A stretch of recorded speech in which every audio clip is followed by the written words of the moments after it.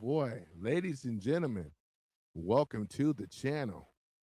Welcome to Some Random Guy Speaks. I am your host, Tony, and we are about to get started. Some random guy, right? Mm-hmm. Welcome back to another live stream today on a Thursday. Boy, I'm showing like I think it got as high as 48, 49 degrees today over here in beautiful Michigan. Yeah, so I hope you guys are enjoying the weather out there. Boy, we about to set it off on another live stream here, boy, I tell you. Mm-hmm. I'm gonna pull up something here. Just give me a moment. I'm gonna let you guys get settled in and things, and welcome to the chat and stuff like that. Welcome to the chat. That is what's up, man. I'm gonna go ahead on and share something here. Let me go ahead on and do that. But then while I'm looking this up, so in the meantime, we're going to be talking about some wonderful things that's going to be surprising, or some of you guys that are MAGA that stand with the MAGA thing and enjoy and like what Trump is doing. We're going to be going over that though very shortly. But before we do, we have to touch on things that are going on in the news. But before I do, I just want to open up and share a photo and things, and I'm trying to pull it up. I think this is something I want to share with the people like yourselves and things. Hope you guys are having an enjoyous day. Some of you guys are getting off from work and things. Let me see here. I got someone here. Would you like many viewers? Oh yeah, that's some. I'm good on that. Yeah, it's the solicitors, man. These bots that they send. Yeah, the bots, man. The bots. Shout out to the bots, man. No, thank you, bot. Yep, I'm all right. I'm all right. They always come in this room trying to solicit, either on Twitch or Kick. Yeah, we are good. I am good. I don't need to buy subscribers though. I just do it the old fashioned way. Get them organically and things. So I'm gonna share with you guys. Just give me a moment. I'm just over here looking for um, the image that I want to put up here and share with you guys because it's been a little while since I showed the image. But I want to show you guys though, and just give me a moment. Be patient with me. Be patient. I see someone is in the chat already. Shout out to you. Shout out to you. Let me give you an applause. There you go, for people that are showing up today to check out my little stream. My little stream. I'm up against some of the big boys out there. They all streaming right about now. But like I said, they're doing their thing though. They're doing their thing. But I'm doing my thing too. And all I'm going to say is that I talk about things that's going to be positive, right? I'm going to be talking about things as to um, Trump administration, stuff like that. This is exactly what it is, though. So I'm just going to be doing this, though. But in the meantime, ladies and gentlemen, I hope you guys are having a great time, great day today. As I mentioned before, hold on, where is this image at? Man, I'm trying to dig for this image and I still can't find it. Boy, where is the image, man? What the? Hold on for a minute, y'all. Let me see if I can find this darn thing. Oh my goodness. What the? Yeah, I can't seem to find my image. I still got time though because I'm trying to wait for other people to come into the room. All right, this is gonna have to do. All right. Well, not a good image though. It's just resolution is not good. Hold on for a minute. Give me a minute. Boy, that resolution. Ugh, sucks. Let me see here. Hold on for a minute. Nope, that ain't what I wanted to do. All right. Let's see here. What is going on here, man? I can't seem to find it. All right. If I can't find it though for right now, then what we're gonna do is that I'm just gonna have to come back later. Is what it is. I'm just gonna have to come back later. for it because yeah. In fact, let's do that. I'll just come back for it later. We need to talk about what's going on in the news today. You know what I mean? We need to talk about what's going on. What is going on in the news? Um, Let me see here. Uh, Let me see here. They got down here Slenderman attacker would contest state's effort to revoke release privileges after escape. Um, Let me see here. First trailer released for Melania Trump documentary. Let me see here. Saturn moon Titan may not be a buried ocean as long as suspects suspect it, new studies suggest.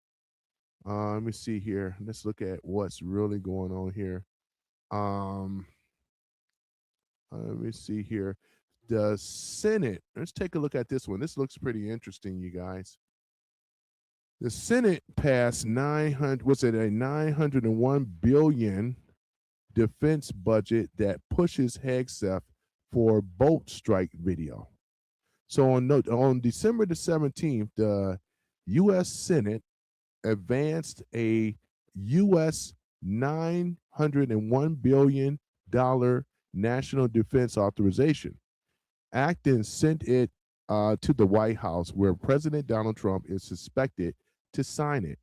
After the House representatives approved the bill, so they approved the bill on December the 10th, the NDAA became a comprised between earlier House and Senate, measuring admin units in Europe capitals. According to the House Armed Services Committee fact sheet, the bill allocates 26 billion for shipbuilding, 38 billion for aircraft, and 4 billion for the ground vehicles, and a 25 billion for multinational multi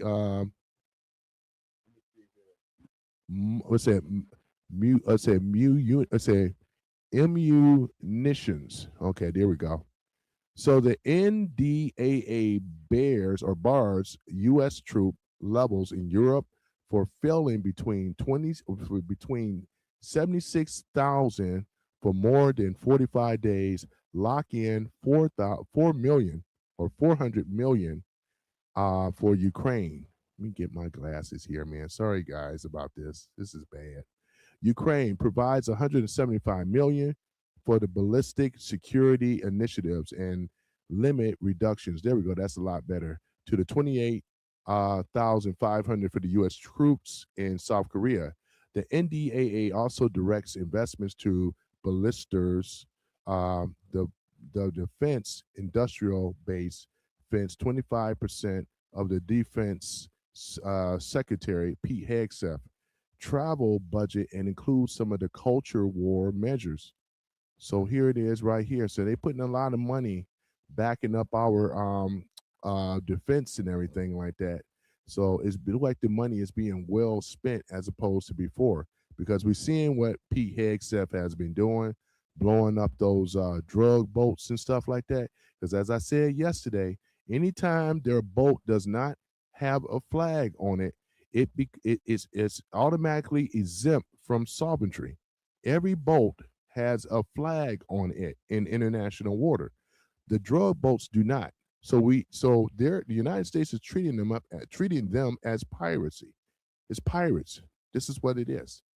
So hopefully you guys will learn something about that today. So once again, the Democrats lose. Once again, right? That's exactly what it is. So it looked like they're circling in on Venezuela.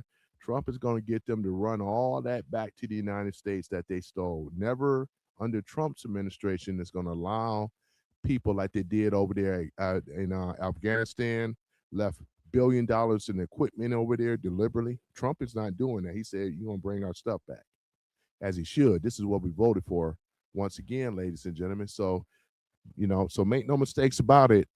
We are heading in the right direction for the majority of us that still stands with this administration, Trump administration. So let me see. Let me open up the comments here. I don't want to miss anything. Okay. Let's see here. So we're gonna go ahead and go into it. Like some of you guys, welcome into the chat. Let me go ahead and applaud you guys.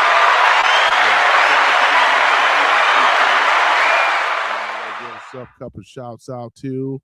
I know Joe Mama was in here. He might be in here now. Shout out to Joe Mama. There we go. Shout out for Joe Mama in the house. We got Howard too, not Howard Lucknick, but we also got we got the other Howard, Here we go. We go ahead and give a shout out to you, Howard. There we go. Got Howard Hewitt. No, I'm just kidding. That's from Shalimar. Howard Lucknick, not that dude, We talking about the Howard in his house. What's going on with you, Howard? Yeah, brother Howard is in here and things. So welcome to the chat, man. Welcome to the channel. So yeah, I think we're just gonna go ahead and get into it though, right? So we're gonna be talking about all the wonderful things though, Howard. We're gonna be talking about it. So the future shock. What's coming in 2026 with Trump in America? Ain't that something, man?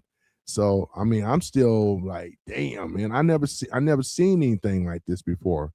But other than that, we're gonna go ahead and dive deep into the trends shaping tomorrow, right? Without the partisan shouting matches, right? I'm so tired of the partisan shouting matches. Once again, I'm your host, Tony G, and today on December the 18th, 2025, we are looking ahead to 2026, the second year of President Trump term, right? The question on everyone's mind, what is coming in the Trump's America for next year? And that's what we're going to talk about. Trump's America, which is our America, right? We're going to be talking about the economy, politics, immigration, energy, and all those critical midterm elections that could have flipped. We're going to flip the script. Trump has gave a prime time address previewing his 2026 agenda, promising an unprecedented, right, economy boom, lower interest rates, and more, right?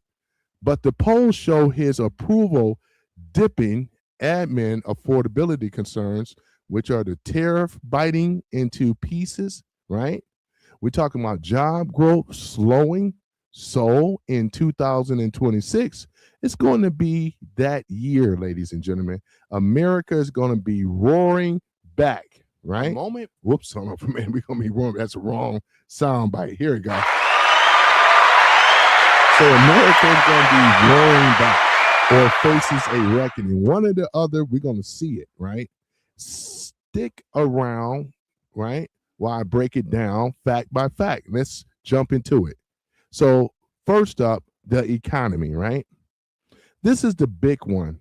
President Trump, in his recent address, said we are poised for an economic boom, the like of which the world have never seen in 2026. He's pinning hope on his tax cuts from the big, beautiful bill, kicking in fully with bigger refunds hitting Americans, right? Pockets during tax season. Experts say many could see the largest refunds in the years thanks to the reciprocal charges. The reactive charges like a higher standard deduction, right? Expanded child tax credits and break for senior tips and overtime. So these are the things, ladies and gentlemen, in regards to the economy that Trump is promising. Add in his push for massive energy production, drill, baby, drill, pipelines reopening, and a focus on powering AI boom, which is going to be big. With the new rules for the data centers, gas prices already trending down. And let's say for some of the Wall Street forecast predictions, game buster growth, the stock climbing on AI and deregulations. These are big, ladies and gentlemen. Trump also teases aggressive housing reform and a new Fed chair, right, who would slash interest rates by a lot, right? Powell's terms ends in May 2026. So, right? So watch for that announcement. When he comes out of there, because Trump already, I do believe he already has somebody in mind, right? So therefore, too late Powell is going to be out of there, right? And we're going to start really seeing some stuff. I can't wait for these naysayers, these panicking, as Trump coined the phrase. They be panicked out on everything, you know. We know that there was going to be a bump in the economy as Trump steady bills, right? The actual tariff, right? The tariff economy, not off of the backs of the people like the taxes, but off of other nations, right? More nations that are bringing money, bringing in revenue into the United States, right?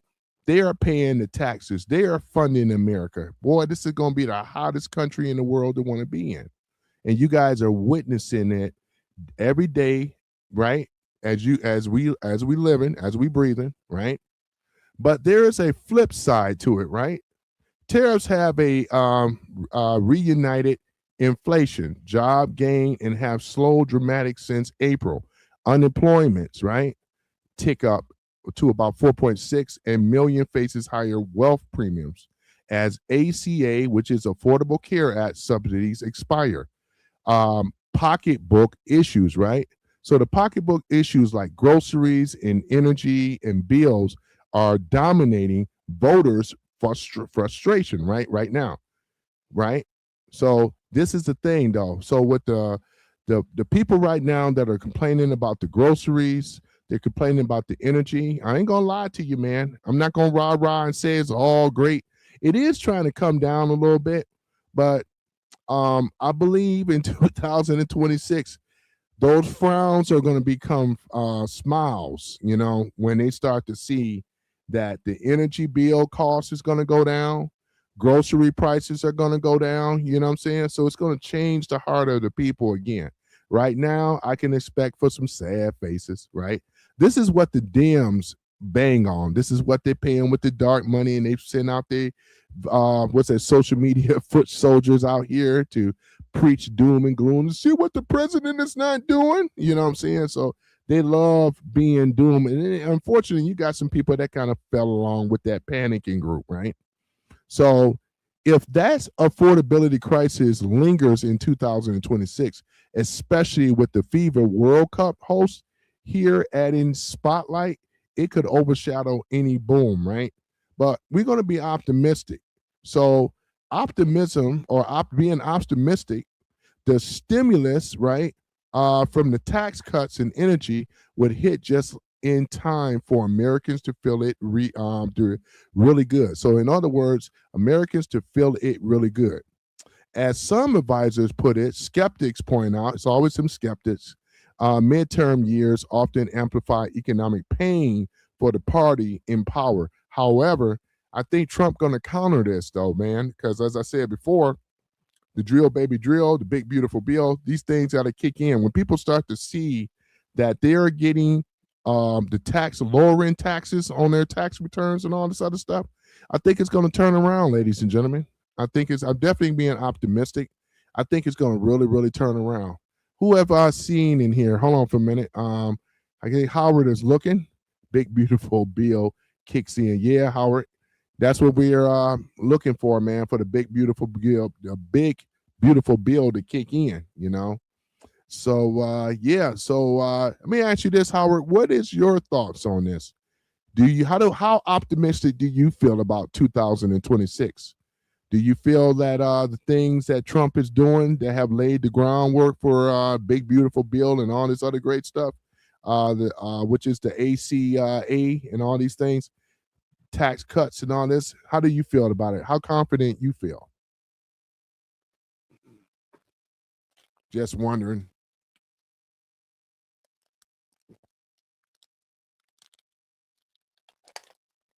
It makes sense.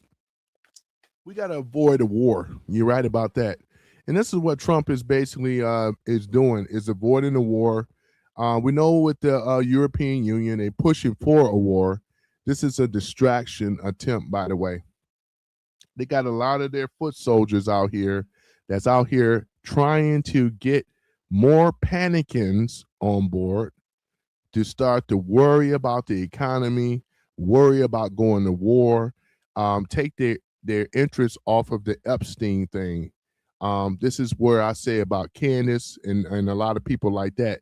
These are designed to be a disruptor to get people to take their focus off. Now I'm feeling very confident that there will not be a World War III. I believe they got Zelensky right where they need him to be, because as the pressure they're already building up over there. What is it? I think it was Cash Patel and a few others that flew over there to Ukraine. For what I heard is that they supposed to have some evidence, criminating evidence on Zelensky and things. We can probably say war crimes and a lot of other things that was going on over there, because they are pushing for a democracy over there in Ukraine, because they haven't had one in a long time. It's just always been Zelensky, but he's the puppet of the European Union. Most people already know this though. So, so we're going to be looking for that. Howard says Europe seems intent to start a war. It's really the European Union, which only make up a few of these countries, but we already know they are the puppets of the deep state. They just happen to be. I call them the European Union group, because not everybody in Europe is on board with it. It's just this particular group that's pushing this stuff, because this is what, because you already know they're backed in the corner. They're losing power all over the world. People are looking towards more conservatism. Trump showed the world the door, what he's doing. People that understands, and this is why you're seeing a change in other countries as well too. You know what I'm saying? Because people are having enough. Even when I keep talking about Hungary, they are tired of trying to push sovereign nations and tell them what to do. I mean, here it is. Don't you find it weird that the European Union, Howard, is over here dictating and telling these other sovereign nations what to do, trying to tell them that they got to have mass immigration? That's like somebody trying to come in your house and telling you you're going to take in these strangers, Howard. You're going to do it.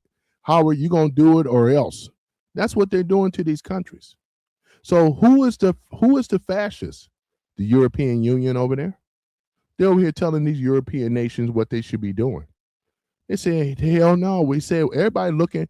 You know what? America is like the model of mass immigration.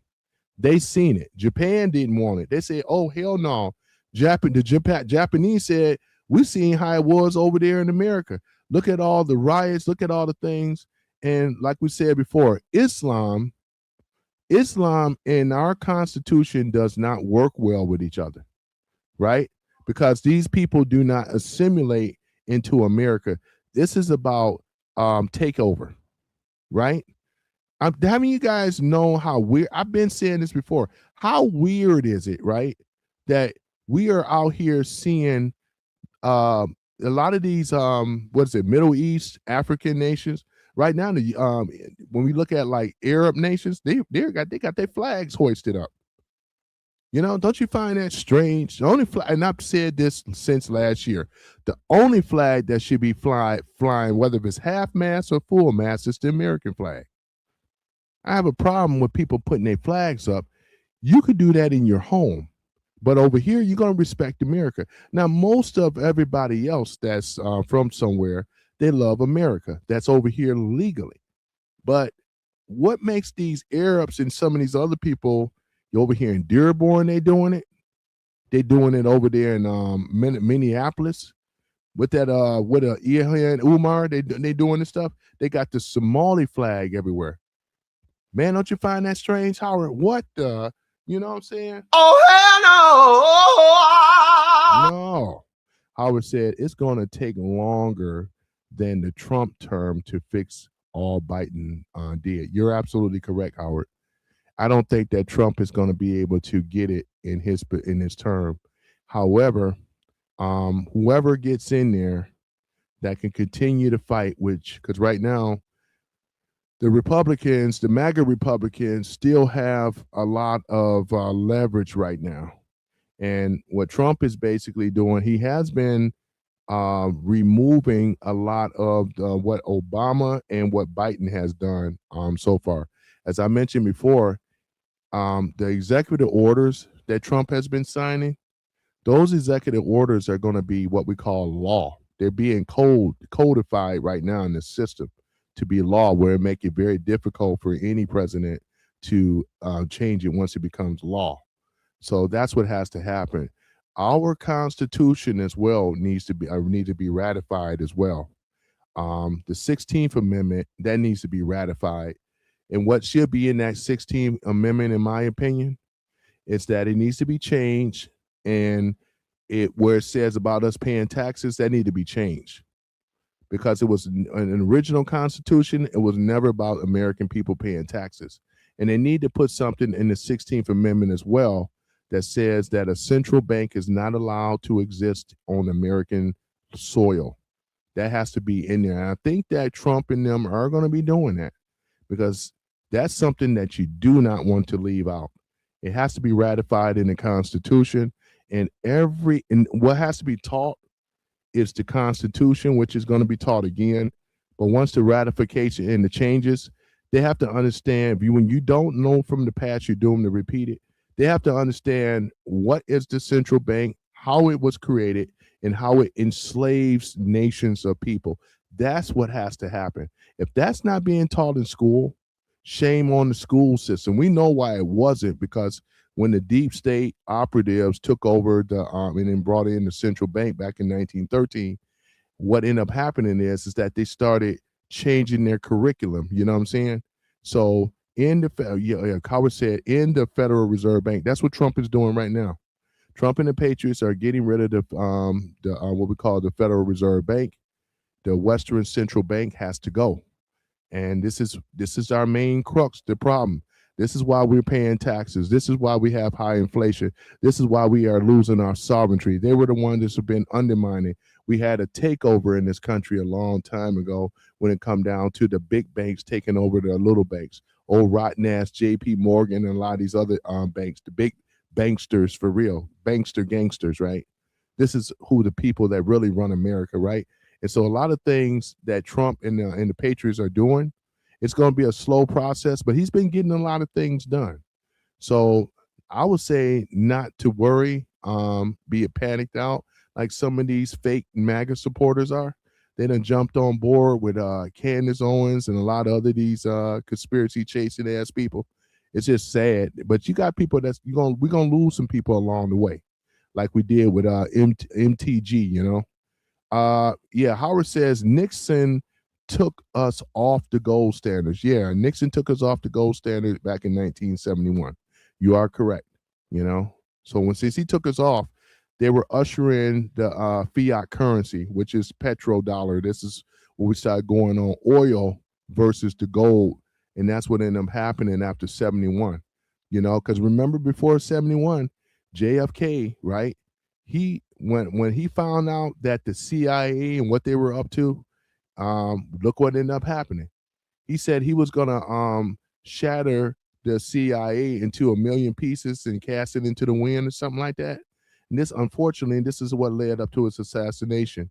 You know what I'm saying? But at any event, yeah, JFK took America and put them back on the gold standard, and that was around his time in his presidency back in '63, before he was assassinated. You know what I'm saying? He actually put America back on the gold standard for a minute, right? And then they took us back off. This is our third central bank, which is the Federal Reserve, that we've been dealing with right now, right? So this is what Trump is dealing with. This is his true enemy, right? They just so happen to control a lot of these people that we see now to control the opposition, people that are running interference and paid provocateurs and saboteurs and so forth. So this is where the problem is, you know. So what needs to happen is that we have to stay on course. This is what we voted for. for change. As I went down with the bullet points yesterday under Trump's when he ran on his campaign promise, so and he's going to make some things great for 2026. So I'm just over here talking about some of it right now. So speaking of which, let's talk about the politics, right? In the 2026 midterms, November 2026, all 435 House seats and the third of the Senate, right? And its big referendum on Trump's leadership, Republicans hold slim majorities, which they do. I think it's 49 to 51. And now, but the history is brutal. The president's party almost and always loses seats in the midterms. This is one of the reasons why Trump want the voter rolls cleaned up, and they've been doing a great job going to every state cleaning up these voter rolls, getting these states that are not complying with Trump. He's trying to get them to release those the information about those voter rolls and stuff like that. They don't want to do it in some of these blue states, especially California.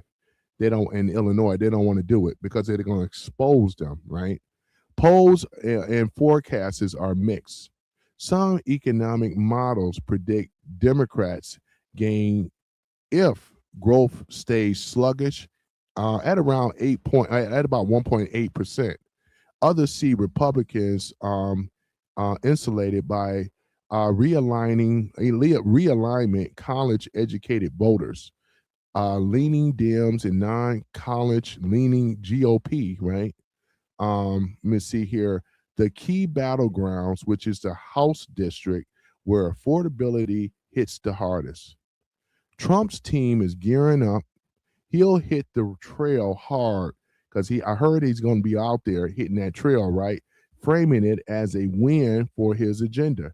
But if approval stays at 40%, as recent polls show, Republicans could lose the House, and then Senate is going to be tougher for the Dems to flip.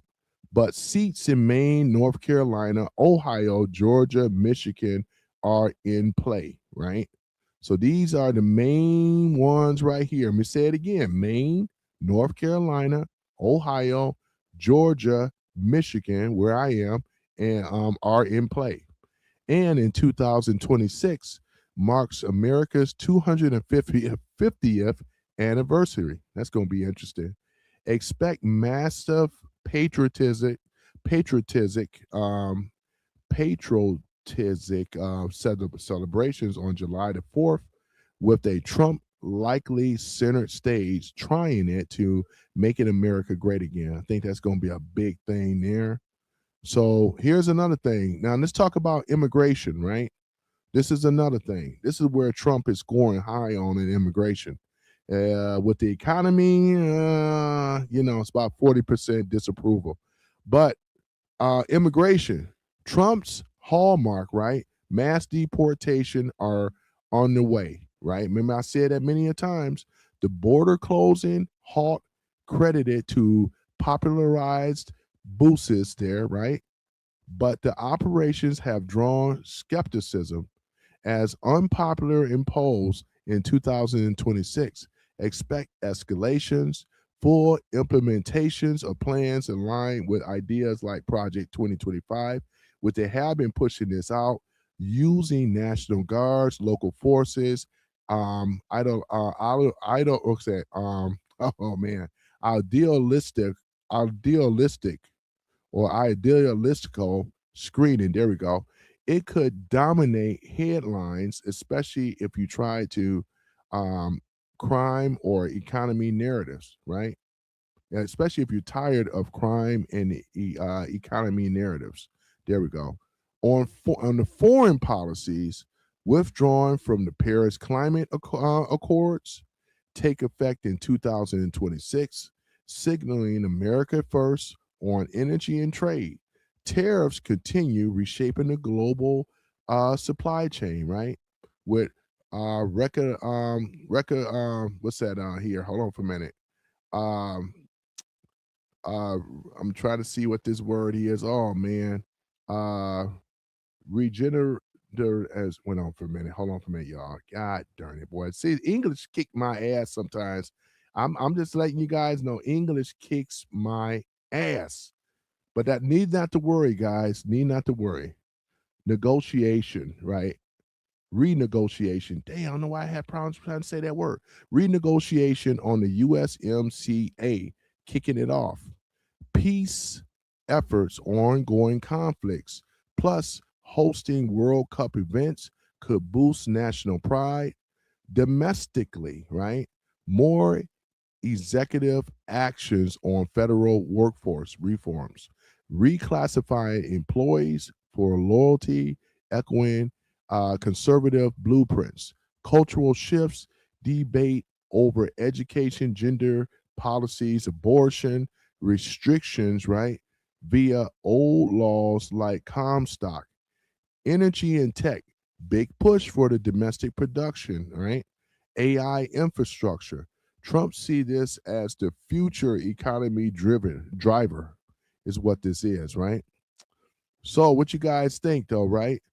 So what does 2026 feel like for everyone as Americans? That's the question mark.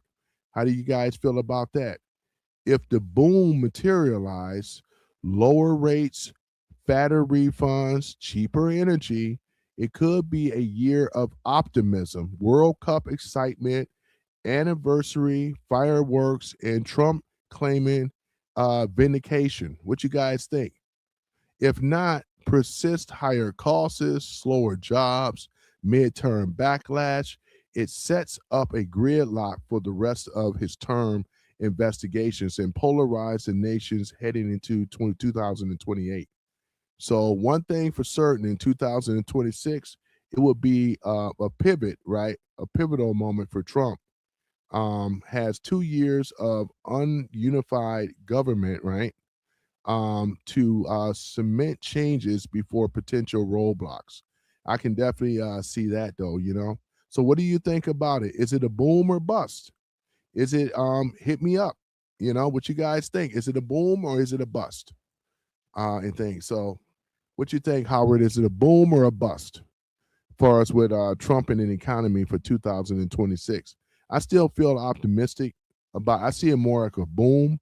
We just got some hurdles in the way because the filibuster once again. If when the Democrats get in power, I'm just gonna say this. I know Joe Mama is not crazy about removing the filibuster, but I'm gonna say this to you, Joe Mama. If the Dems ever get in power, they're gonna remove that filibuster. You know what I'm saying? So the filibuster, what's the other one? The blue there's the filibuster for sure, and they're gonna get rid of it, which means that they would not have to deal with the partisan bipartisan. They wouldn't have to deal with any of it. They could just go straight in and set up laws and stuff that's gonna favor them.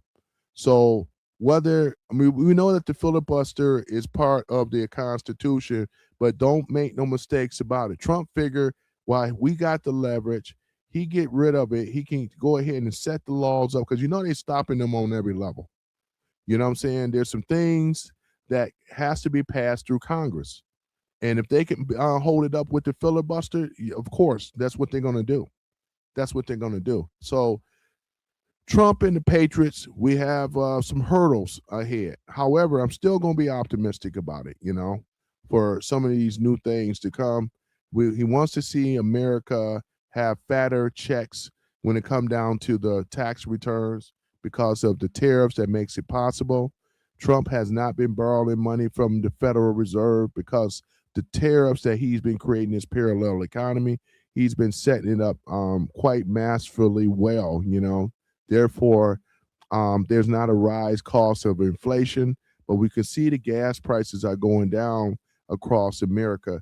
The only states that are still subject to it is because California is not dropping the rates. I think it's like $5, $4 or $5 out there in California. And unfortunately, Nevada, Arizona is kind of connected with California when it comes down to the gas prices and stuff. So, and I wanted to go out there and visit, but the way the gas prices are over there, I'm trying to time the economy before heading out that way. That's what I'm trying to do. but some of the gas prices have dropped below $2. Some of them is like $1.98. I think Texas is doing really well, but you know, Texas is an oil state anyway. You know, let me see what you have to say here, Howard. Hold on for a minute, get caught up here, man. All right, so Howard says Johnson needs to get to Congress to make some of Trump's executive orders law. I think they already are working on that, though, Howard. You know what I'm saying? So, yeah, I think Speaker Mike Johnson is already trying to do that. And they're in the process of trying to get these executive orders into law. We need it because we don't want to give that leverage up for when the Dems come back in there, because you already know they did it before when Trump left after 2016. Biden got in there, he got rid of all of the executive orders. But Trump have learned from that, though. Howard says, I'm somewhat optimistic. AI scares me, but Genie is out the bottle. Well, here's the thing about it. There's going to be some positive things when it come down to AI, because AI is going to be able to mass produce in this country like never before. And I think that's basically what it is. People are going to still have some jobs. They're going to be able to do some things. This is why we're saying people are going to have to be educated on technology. It's just how it is. Like you said, the genie is out the bottle. You can't put the toothpaste back. You're either going to learn technology, either adapt or die, as they say. So for those, instead of us sitting up here saying how AI and all this stuff, you know, so America is the biggest, it will be the biggest producer of AI. So there's a lot of advantages with AI, you know, when it come down to building this country up. Yeah, so I can see that as well. So we're going to be able to produce more. We're going to be on track of energy independence. Trump declared it as an energy emergency, building ships, building submarines. The Americans are learning how to do all this stuff again, you know. So people in America now, trade is at an all-time need and will be at an all-time high, though, you know what I'm saying? And then I haven't talked a little bit. I've talked about it, but I'm going to bring it back up. We talk about a lot of these illegal immigrants that have been complacement when it come down to being displaced, right, with the jobs and stuff like that. So a lot of Americans have been complaced with jobs and things like that, and we are starting to see the trucking industry.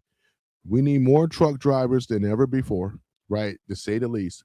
Look at all the F up that these foreign truck drivers have been doing. They can't speak English. They're getting pulled over and getting their CDLs taken from them because most of them are being fraudulent. You know, you can't be out there driving a truck and you cannot understand English, understand the safety regulations and things like that. So it's just a weapon waiting to happen. You know, when you're making illegal U-turns as ish or you know what on it, with that one dude, something sing that did that illegal U-turn over there on the turnpike because he didn't want to have to go away and do it right. When you miss your turn as a truck driver, you got to go further down. You got to do it right. It may take you about a mile or 2 miles or 3 miles out of the way, but at least you're not killing nobody, you know? He didn't want to do that. He wanted to do a U-turn. This is not India. This is America. You have to follow the law, right? So, but I'm glad that things are being turned around now under the Trump administration, right? Because these people that have been allowed to come over here, I mean, just given a CDL for nothing. Can you imagine that, Howard? What the? You know what I'm saying? Been given the CDL. Oh, hell no! They've been given the CDL for nothing. So, yeah, so we can get those. You can get those executive orders into law because that's what has to happen. The 16th Amendment and some of these other amendments need to be ratified. They really need to. They need to be ratified in things. The Second Amendment and things like that. Because what I like about that is that, but here they are talking about, well, we want to make sure that Americans shouldn't have semi-automatic weapons. We should be able to have the right to have automatic weapons as well as semi-automatic weapons. It doesn't say anything about what we can't have. That's a constitutional right, not a privilege, you know. But that's what they're gonna be doing right now. All these mass shootings and all this stuff. They're doing this on purpose, ladies and gentlemen, to take our Second Amendment rights away. Our First Amendment rights are still going to be under attack, which is bullshit, but it is what it is. Howard says the foreign truck drivers are like Tasmanian devils on the road. There, they really are. You know, they're reckless, man. They're reckless. You know, so it's okay to have an accent, but if you can't read English, this is a problem. This is a problem. And this is exactly what's happening, ladies and gentlemen. So we have to make mention of this. But I think Howard, right now, the way things have been going right now, they've been apprehending a lot of them, getting them off the road because we don't want nobody driving a truck. We don't want anybody driving a car. I think they're going to be coming after the Uber drivers as well too, because this is problematic. We shouldn't have anybody operating a vehicle or a truck if you do not know how to read English. You can't even do the simplest Dr. Seuss, you know, you should not be driving. Sorry, just how it is. You should not be driving. And I'm glad that they're taking a stance on this because this is what I voted for.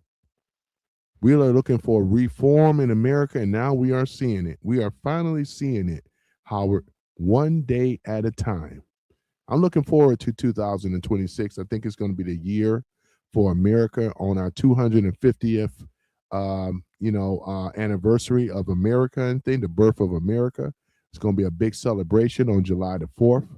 And there's going to be hot dogs and hamburgers and apple pie, all the stuff that makes America, America, man. God bless America, you know, the land of the free, the home of the brave, you know.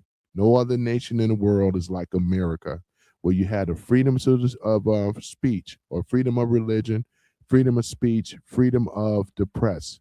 These are the First Amendment rights. We have the right to petition, right? We have a right to assemble, right? As long as it's in a peaceful manner, right? We have these rights as American citizens. We have a right to criticize our government. You know what? They already talking about that the Dems don't have freedom of speech. The hell if they don't. Just because I may not like it, the thing that they don't have a right to is when they're doing it with hate speech. They're talking about bombing or murdering or killing someone. The freedom of speech does not give you that right. What it does is you can criticize someone, you can call somebody out of their name, but other than that, you should not be calling for the death of anybody or offing anybody. Though it doesn't allow you to do that. So I suggest that people start looking at the Constitution. You know, they got free classes on what's it, hillsdale.edu. They give free classes on that stuff, man. I need to brush up a little bit more myself, but I know more about it, about the amendments, than what I did a while back. You know what I'm saying? So, yeah, if you can know the first 10, it's best if you know most of them. You know what I mean? So, yeah, the Fourth Amendment rights is what I love. I love them all, but you know what I'm saying? Yeah, these are things that make America special. We have a constitution. Other countries in the world do not. They're just given privileges by their rulers or monarchy or whatever like that. So yeah, but people are starting to see America in a turnaround, ladies and gentlemen. They really are seeing it right now. But I just wanted to cover in regards to the topic, the future shock, what is coming in 2026 with Trump and America, right? It's a beautiful thing. Is it a boom or is it a bust? That's the question right there. In fact, let me go ahead and post it because that's the question right there. Yeah, Trump's America, right? Is it a boom or is it a bust? Let me go ahead and put that right over here. Mm-hmm. All right, and then I'm gonna get back to your comment there, Howard. Let me see here. Let me see here. Howard says you should go flex your freedom and see what they did to him, repressing at a city council meeting. Yeah. Okay, let me see here. Did I miss something before that? Let me see here. Okay, let me see here. Off the road at DA County. Okay. So how are you saying that I should go flex my freedom and see what they did to him expressing at the city council meeting? Where is this at, Howard? Is this in the area where you're in? Are you in a blue state or a blue city? Yeah, blue city. Are you in a blue city? Blue city.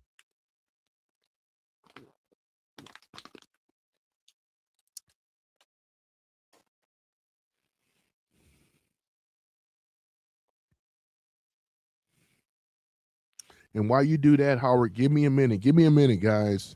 I'm just going to do a restroom break. Been drinking a lot of water.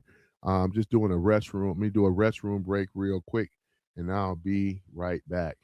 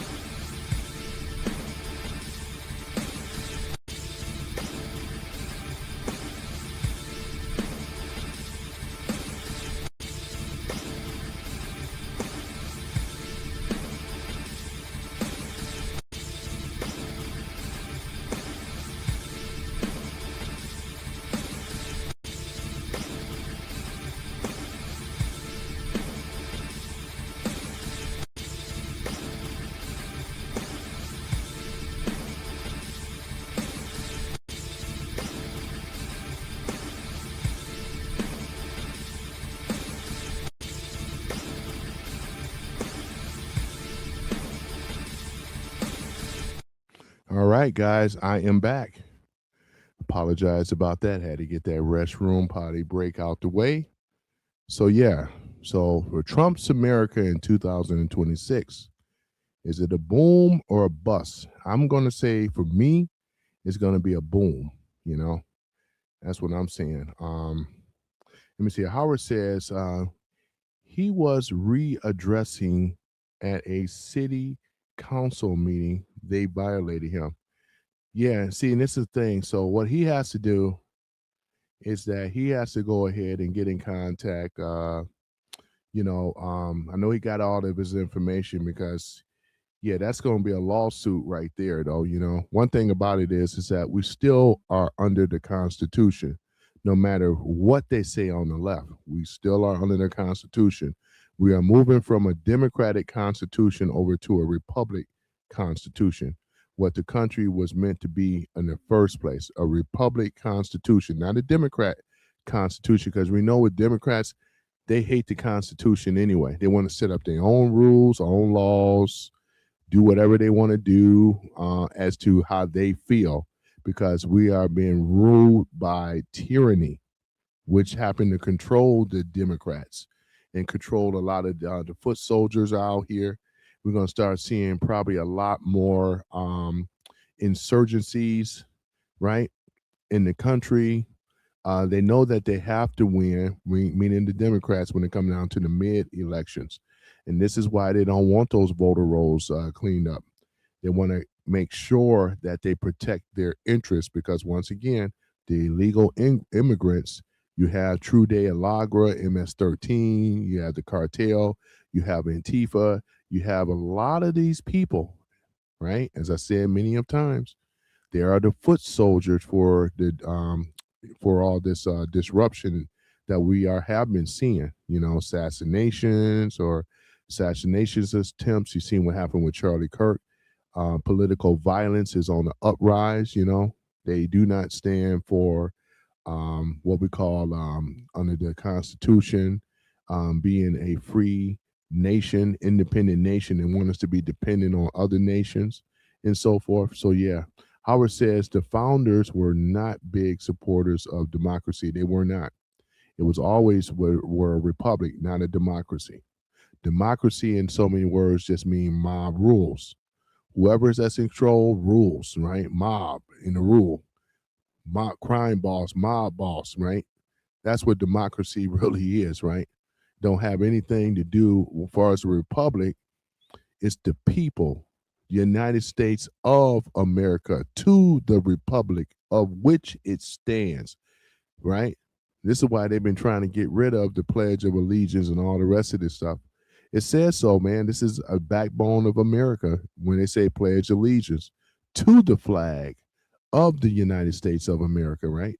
So that's exactly what it is. The country that gave us so much freedom, and then we have the enemies of America that's trying to take our freedom away from us. They've been doing a great job of dumbing down the masses in the school systems, right? All this furry stuff and all this other crap stuff, man, which is a bunch of crap, It is. It's a bunch of garbage, a bunch of bull. So, yeah, we don't need to be dealing with any of that stuff. And I think with a lot of this woke stuff that we ended up challenging and defeating, all this crap was designed to be divisive, right? To get us to fight amongst each other, cause rift, cause confusion, cause destruction, right? Tearing down the statues, burning, right? Howard says, our currency says in God we trust. Yeah, it does say that, but we know that those are the currencies that says that. This is the Federal Reserve currency. It's not the currency of the people, for real, for real.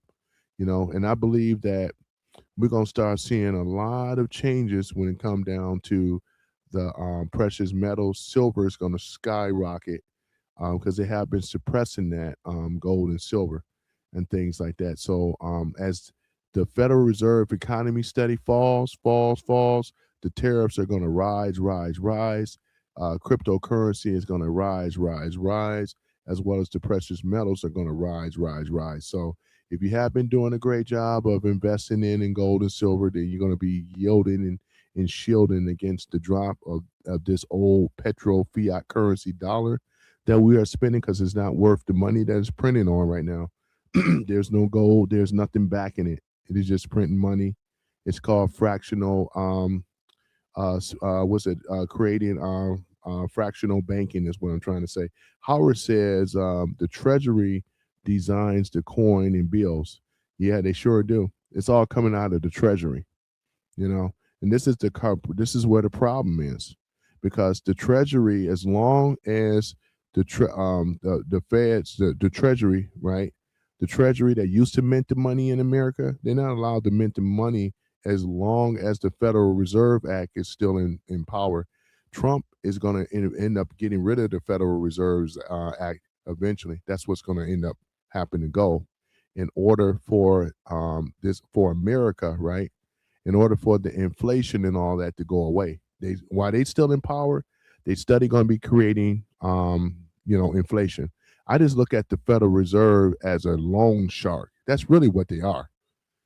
If you take the title away from them, they're just a loan shark.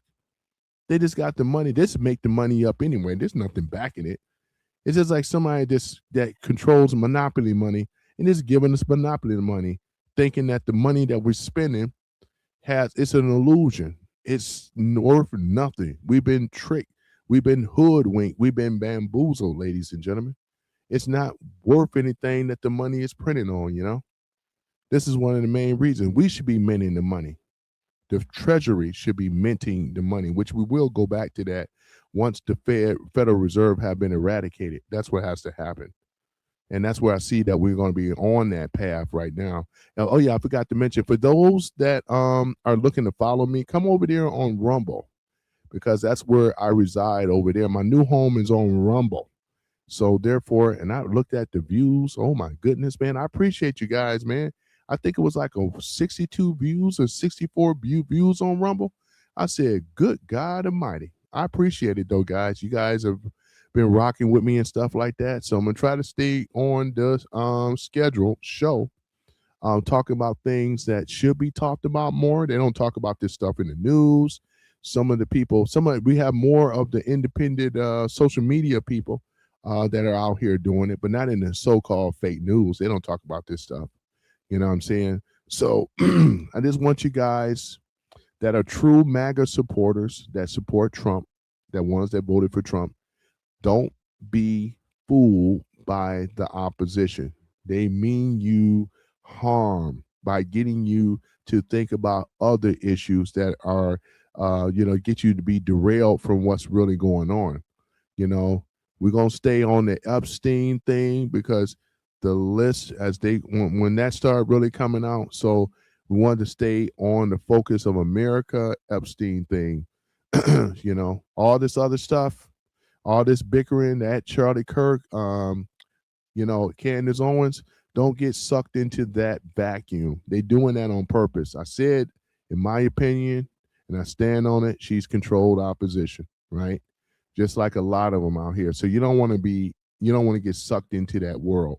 We're gonna talk about real stuff over here, that what Americans should be knowing about when it comes down to the Constitution, right? We're gonna be talking about the Federal Reserve. We're talking about things that really matter over here. Not all this other stuff, all this other crap. Yeah, I don't do all that stuff. Howard says, yeah. What's your handle again on Rumble? You see it scrolling down below, but I'm gonna give it to you anyway. Let me go ahead and type it in the room. I do you one better. A random male Rumble. Okay. I'm gonna post it up in here as well too. Let me go ahead and do that here. Okay, see it right there where it says a random male. 2 M's. That's it right there, Howard. So Rumble. It's just a random mail. You don't have to put the Rumble at the end of it. It's just a random mail. So that's where you can find me on Rumble. So my new home is on Rumble. Yeah, man. I'm starting to get more higher views on Rumble now, man. Because I always known that they have been shadow banning me over here on YouTube. But I see the real numbers and things over there now. People that are tuned in, coming in, hearing what I got to say. I appreciate it, yo. Because right now, I'm doing better on Rumble than I am on YouTube. No surprise there, But I still post on YouTube, and I do that to get the people on YouTube also follow me on Rumble, since that's my new home over there. So that's what I've been doing, though. So I've been working on that, getting people over there. Howard says, thanks. I'm not one Rumble, but I plan to take it on. Yeah, that's cool. You'll find now there's way more content on YouTube than it is on Rumble, but Rumble has been getting a lot better over the years. I've been with them for at least a few years now. So yeah, they got great content. Most of your people that have been kicked off of YouTube or whatever like that, or shadow banned, they're over on Rumble as well. So I'm gonna do the best that I can to make Rumble to surpass YouTube and stuff like that. So yeah, that's where you want to go. Is there. You can still, like I said, for right now, I'm still posting on YouTube until the day that I unplug YouTube, where I'm just going to be on a new home is going to be on Rumble. So I just solicit to get people to follow me on Rumble. So no matter what time you come on, you can catch me, catch my channel, and you'll know what's going on. Yeah, Howard says, I see a lot of small channels moving there. Yeah, they've been kicking the small channels like myself, man, shadow banning us, kicking us on out of there, though. Playing with the algorithms and all this other nonsense. I have a better chance of being monetized on Rumble than I do on YouTube. They make it literally impossible. They don't want to pay for this type of content and things like that. All the goofy, silly stuff and all that.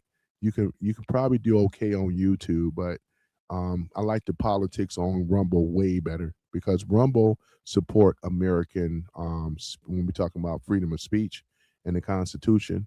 A lot of liberals and liberal tech companies, they hate the Constitution and they hate anybody that follows the Constitution. So that's a fact. I stand on that with everything I love. Without the Constitution, we don't have nothing, ladies and gentlemen. But that's what they do. So yeah, but that's exactly what it is. Let's see if I could try to find that image. Second word fact sheet. Trying to see if I can find that image. Here it is. I think I found it. There we go. Okay, so I got it right here. This is what we've been dealing with, ladies and gentlemen, for quite some time. Yep, we've been dealing with this. This monster right here, right? When this was implicated, right? This is by Aldrich and things like that. I believe he was a politician and things like that that serves the banksters back then. We're talking about the Federal Reserve, 1913 and all that. And I love putting this octopus looking creature up over here. So you see where we have the Treasury, we have the U.S. So which is the capital, right? And yeah, so the ones at the top, the print is a little small, but it says the National Reserve Association. This was the original term before it was called the Federal Reserve Bank. So the National Reserve Association was the previous name before it was changed to the Federal Reserve Bank, right? They wanted to be called more government, make it sound like it's part of the government, which is not, right? So if you look at his tentacles, he's draining the money from the Treasury, the U.S. Capitol, and as well as the White House, right? So these three of our institutions on the top is where his tentacles are, where he's grabbing all the money like a succubus, right? And then he's draining the American wealth. And this is exactly, right? Yeah, this is exactly what's going on. So you see the bags and sacks of money that's being regurgitated out of his mouth, that's being poured into what we call the New York Stock Exchange, which is Wall Street. And then from there, it goes into the private banks and private homes as well as the factories. This is what has been going on. This is the model that's still going on today.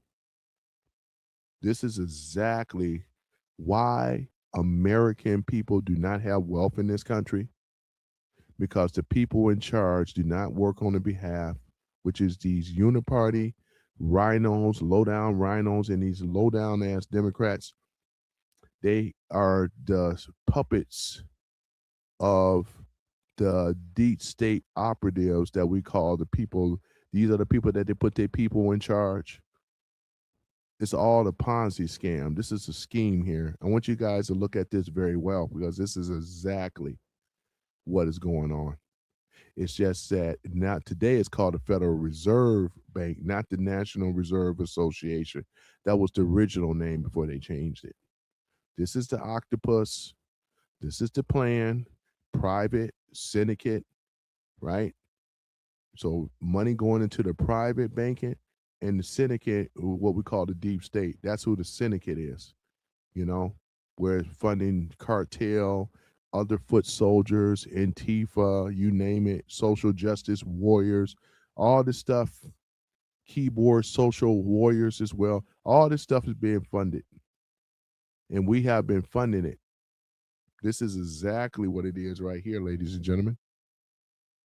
This is it right here. This is the model. That's why I keep this image around. This is the main one here. You may want to know all that other stuff. All that stuff is just designed to keep you, just to distract you. But if we stay on, you guys got to stay watching the Federal Reserve. Look at the tax laws that's about to change. There's some tax laws that's about to change as well. I suggest that you guys get in contact with your accountant and ask them what the new tax laws are and things like that. There's some things that's about to change. One thing about rich people, they always stay in the know when it comes down to tax laws and the tax changes. I don't talk about them because I'm not an accountant. You know what I'm saying? But you want to talk to somebody about that. Learn the new tax laws and things that's gonna be coming in 2026 as well. You know, but I'm just kind of giving you like a little bit of a heads up, so therefore you can get in contact with your accountant or whatever like that, and that way he can break it down and tell you how you may be able to benefit from it, right? So yeah, but this is it right here, ladies and gentlemen. Is it something? This is, man. You know what I'm saying? This is something else. Howard, you see this? Mm-hmm. Yeah. This is why we don't have any wealth in America, because they've been ripping us off. And we seeing it more today than anything else. They still trying to run interference, trying to make it sound like that ain't so. They can't explain why the average American got to work 2 or 3 damn jobs 3 times as hard just to stay afloat. People are losing their houses, losing their cars, losing all kind of shit. And we supposed to sit up here and say, "Oh yeah, right? Yeah." Howard says it's ugly, but it's real. Yeah, this is the ugly truth right here. Nobody's putting it down like this.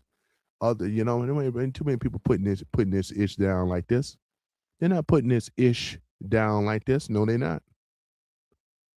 No, they're not. They talk about these other things. We talk about real stuff over here that are impacting Americans, right? Stuff that's impacting us. If a president like Trump is trying to stop this from happening, you mean to tell me you want to derail him? That means that you are part of this ugly octopus system here.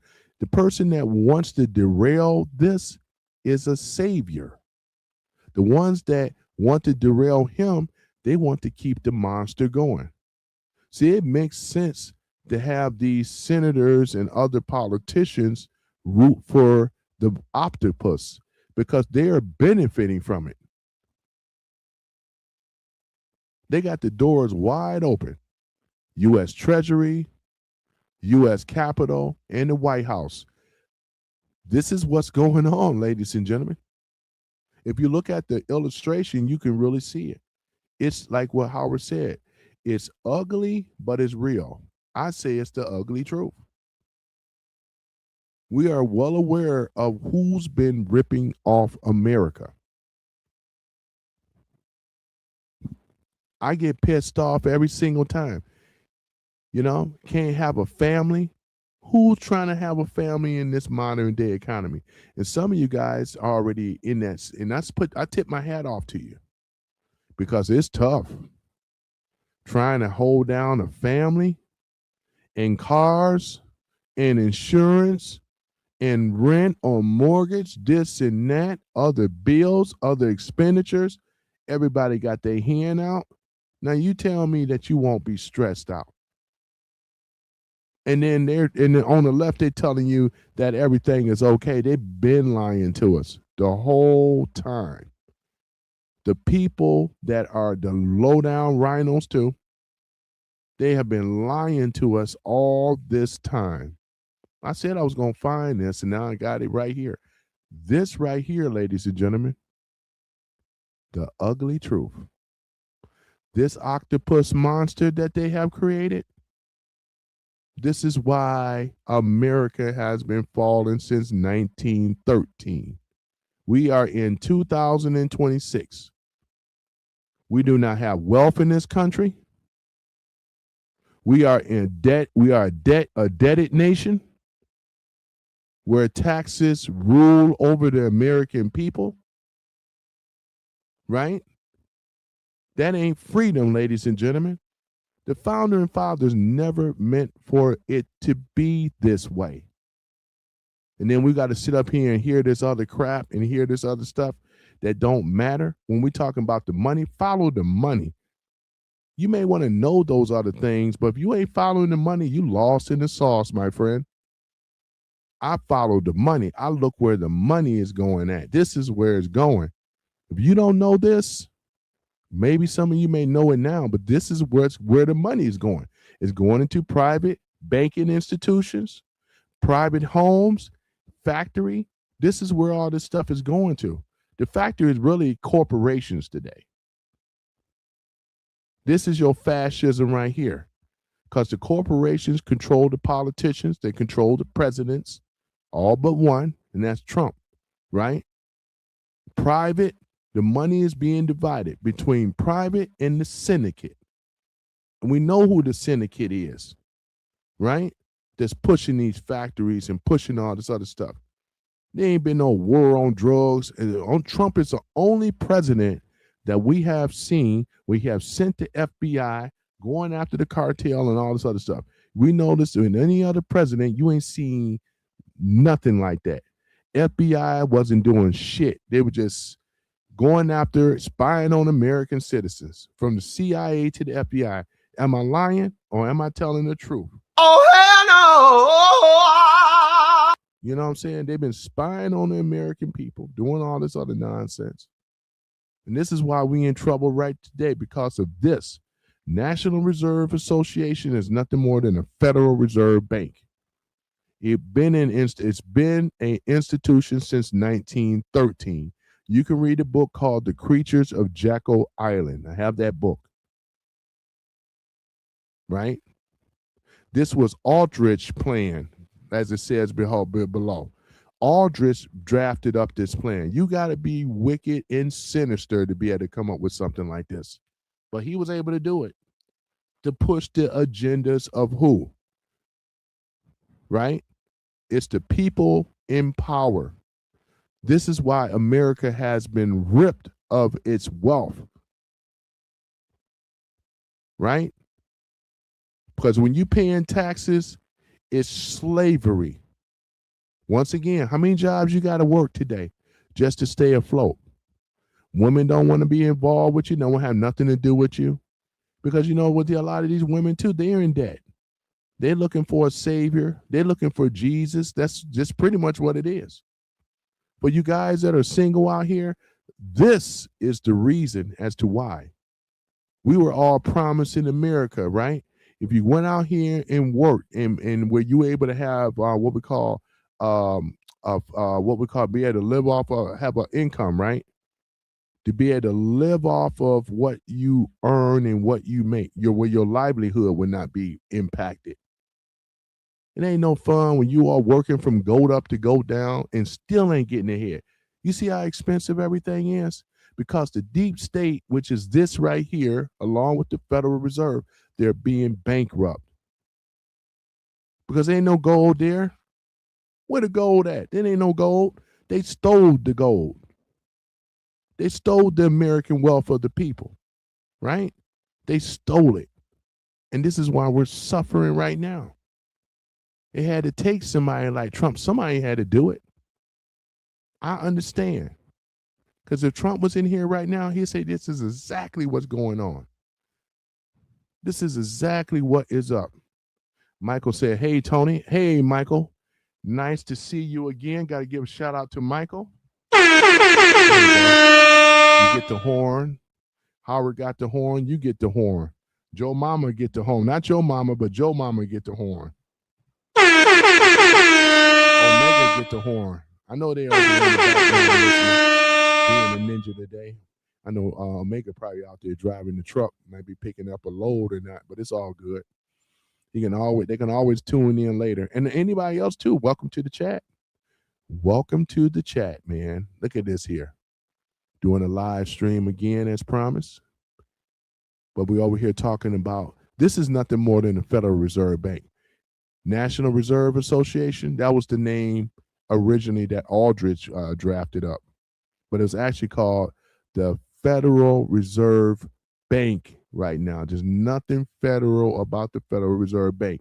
It's a private institution to fool the people, to rip off the American people's wealth, and to go into private banking institutions and factory corporations. They're the ones that set the law, set the rules, and now they've been going after America willy nilly. And this is exactly what it is, right? We're gonna stick on the facts around here, right? Joe Mama, not Joe Mama, Joe Mama. There, I knew he was there though. What's going on, Joe Mama? Yeah, Joe Mama in the house though too. Yeah, and see, Joe Mama been around when I did this last year with this with the octopus thing though. Joe Mama is well aware, and you guys are well aware because now that you're seeing it, see, I can. It's better to be able to show what has been going on in America, right? This is what's been going on, stealing our wealth in America with these what I call them. I mean, I got some choice names from them. I'm gonna be nice. I know some of y'all got children around. I'm gonna be mindful of that too. But this is the enemy right here, the true enemy. This is if you watch Star Wars, this is nothing more than Darth Sidious. Once again, or I call him Darth Hideous, right? This is exactly what it is, guys. This is the culprit right here. This is what's been going on. This is why you don't have no wealth in here. This is why you got to work 2 or 3 jobs, stressed out all the time, poor health, poor diet, and everything else, right? Everything foul and negative that you can think of because of this right here, right? They've been designed stealing the wealth of America right here. We all been deceived, ladies and gentlemen. A lot of your politicians, right? Your senators, right? Your congressmen, your local congressmen, especially in the blue states. Some of your red states as well, which is the what I always call the rhinos, right? Republicans in name only. This is exactly what it is. Now that the jig is up, right? Trump have already revealed who was behind the curtain. Pay no attention to the man behind the curtain. Remember Oz? All powerful, mighty Oz? Well, here he is in the flesh right here. The octopus that we've been feeding, right? Right here. This is exactly what's going on. Yeah. Joe Mama said J.P. Morgan took a beating yesterday. I read that though, Joe Mama. You're all going to Zero Hedge and read the article. It was posted this morning. So it's probably a page back. Yeah. Yeah, I heard that, man. Yeah, I heard that. Trump has been doing a great job with these with the tariffs and everything like that. Yeah, and look at gold and look at silver though, Joe Mama. I talked a little bit about JP Morgan. I didn't bring up a whole lot. But it ain't no surprise, man. Ain't no surprise, you know? Because JP Morgan did a lot of wicked stuff, ladies and gentlemen. Did a lot of wicked stuff, boy. Real, real bad, man. But yeah, Joe Mama, man. Yeah, man. In fact, let me see if I can look this up again. Because I read a little bit about it today. About that. Let me see here. JP Morgan. Let me see here. Let's take a look at it here.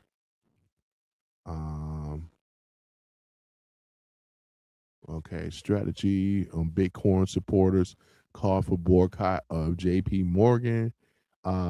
Aviation sector under pressure. Fuel spikes JP Morgan. I don't know where to begin, Joe Mama. JP Morgan estimates that Argentina could accumulate reserve below 1% of the GOP in 2026. Man, I don't know where to begin, man. I'm looking at all kind of stuff on JP Morgan, man. Yeah. yeah, Joe Mama. I don't know where to begin. All right. Joe Mama says tomorrow could be one of the biggest shit shows. It's options settlements day. Yeah, I know, right? It's options settlement today. It's about time because JP Morgan has been a low down ass. I'm gonna be good, man, because you know. But Michael says sorry. I can't stay long. I have to go have a great stream. Okay, Michael, man, I know I got to go back to work too, man, but I appreciate you on and stuff like that. Thank you for visiting and coming out and hanging out. I can't wait till I get that I'm gonna get that Discord server up, man. And then therefore we all can get on the Discord server and hang out afterwards, chit chat and talk, So yeah, I'm gonna make sure I get that up and running. I'm working on it. It's only so much me in the day, but I'm gonna make sure I announce it. Howard says, "Take care, Michael." All right, Michael. Yeah, I appreciate you coming on, and I appreciate all you guys for showing up as well, man. Waving back to you as well, Michael. Yeah, yeah, because he's our newest subscriber too, man. And for some of you guys, though, man, I'm gonna have to make you guys mods as well too, man. That's what I'm gonna have to do. But like I said, not so much of YouTube. You know what I'm saying? But I think I have the ability to do that on Rumble. As soon as I figure out how to do that and stuff, and set you guys up with moderation privileges over there. I gotta do that for Joe Mama, Omega, and all them. All you guys though, man. Howard, I'm gonna put you on too as a moderator as well too. So over there on Rumble and stuff like that. So yeah. In fact, let me see here. Oops. Yeah, I just want to see something here, but yeah, man. But other than that, though, let's see here. I'm gonna go ahead and open up my channel here. Just give me one moment. Um, let's see here. See, they're not even showing it, man. All right. Yeah, they're not even showing my stuff, man. Wow. All right, hold on for a minute, y'all. Oh man. Yeah, hold on. Let me go somewhere else here. Okay, okay, there it is right here. All right, let's see here. All right, let me do this here. All right.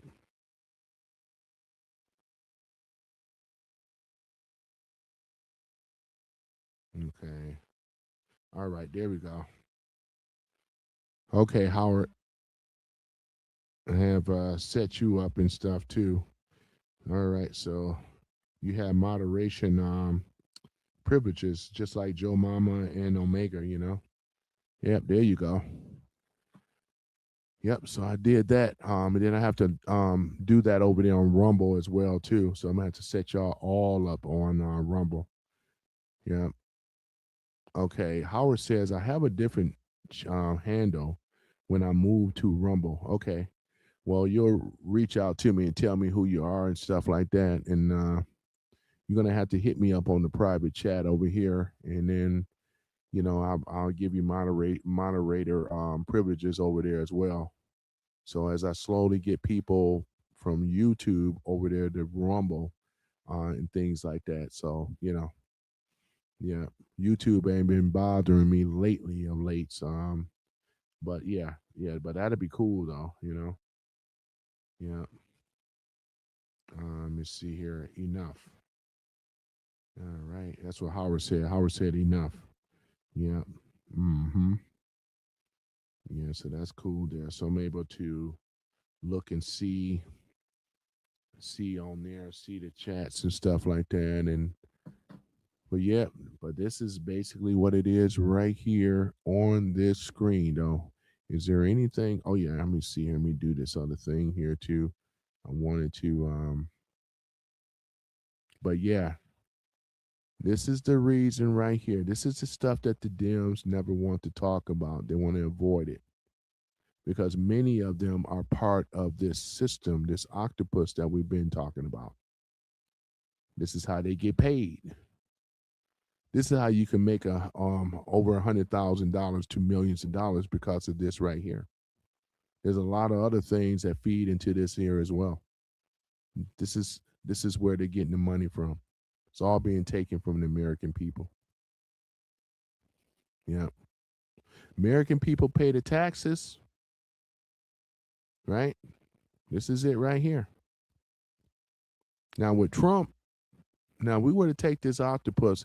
Now I'm gonna have to. What I'm gonna do is I'm gonna redesign one about the tariffs, the External Revenue Service, and how the U.S. Treasury will be where the External Revenue Service, where Trump has been collecting, filling up the coffers.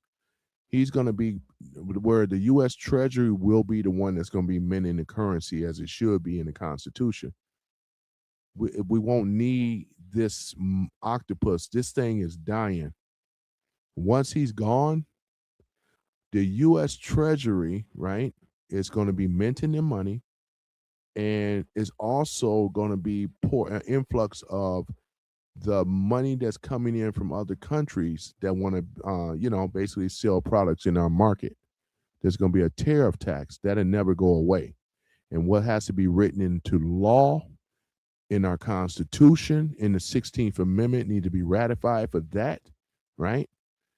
And the private Western Bank need to be written into the 16th Amendment as well. So therefore, we cannot be overran by a private bank.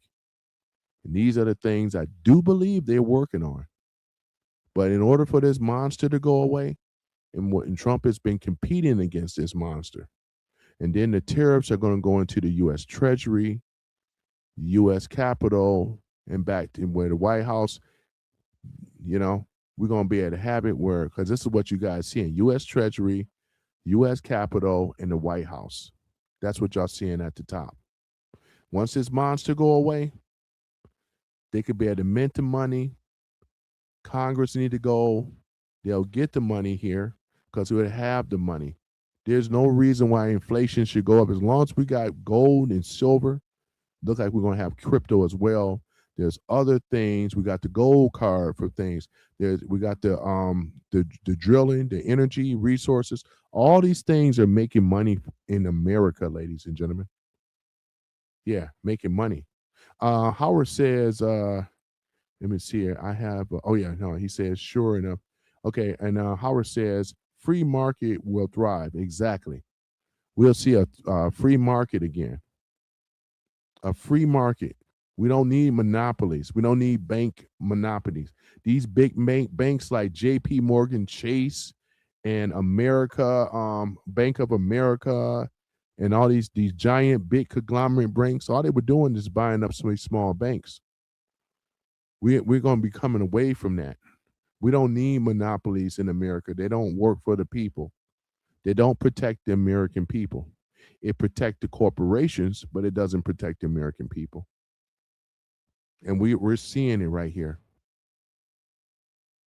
Right? Because this explains as to why they're trying to stop Trump. Now I'm gonna come up with one explaining that's what I need to do. I gotta work on that one too, to come up with the one with the tariffs and so forth. Right? Yeah, so that's the thing about that though. Put my talents to good use, graphic design and all this other stuff. That way I can explain it for people because you got some people that just don't know, what's really going on, Yeah. But yeah, man, that's exactly what's up, though. So we covered some things, covered some stuff today. Mm-hmm. Covered some stuff today. So y'all think it's a boom or a bust when it come down to the economy? Is it a boom or is it a bust? Like I said before, I think it's a boom. I think it's a boom. I don't think it. I know it. Yeah.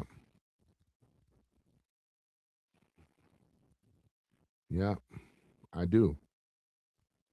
Let me see what you said here. Markets would thrive. Will take ratification of the 16th Amendment, and that is hard to. Yeah. I think it's going to be easier once we get the obstacles out of the way, because this is why it's so important for Trump to take the House and the Senate. Without that, we're going to have some issues. and stuff. So yeah, we gotta take the House and the Senate. It's just no other way, you know. There's no other way to be able to get around it. Mm-hmm. Yeah. Yep. That's what has to happen. Yeah. All right. Hold on for a minute. Let me just see something here. Let's take a look at it here. Let's take a look here. Just trying to find something.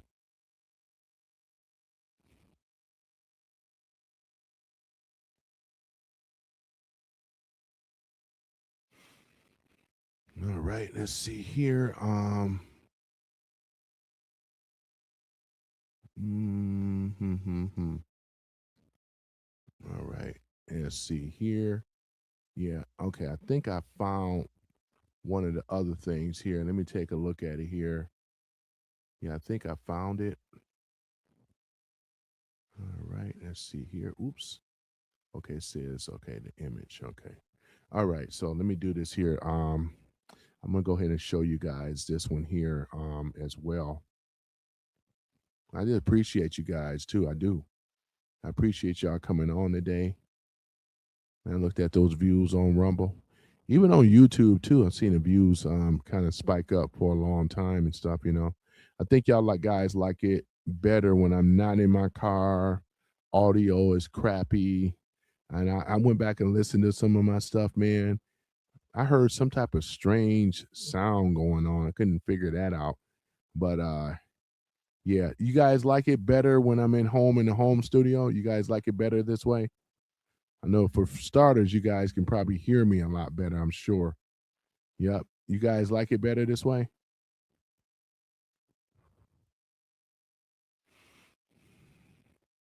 Studio's the best. Yeah, I know, right? Let me see here. De-ratification. Howard says the states could do it, but we are a long way off, right? Of Article 5 convention. Yeah. Yeah, I know what you're saying. Because we don't have control. We have majority, but not the control. It's just not enough. So, because we got a lot of obstacles, we got a lot of rhinos and a lot of Dems that are gonna basically, with the bipartisan thing. Yeah, it's just we don't have control. But here's the tariff implementations, right? Implementation schedule, right? For Canada, and this was the thing though. It says effective as of January 2023. But let me see if I can find something more up to date. Hold on for a minute. Yeah, that is. Yeah, that is. I want something a little bit more up to date. Let me see here. Let me see if I can find my looking through the computer here. Mm-hmm. Let me see here.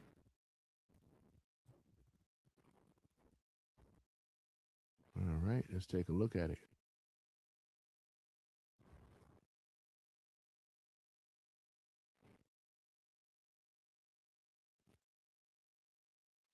All right, where is it here?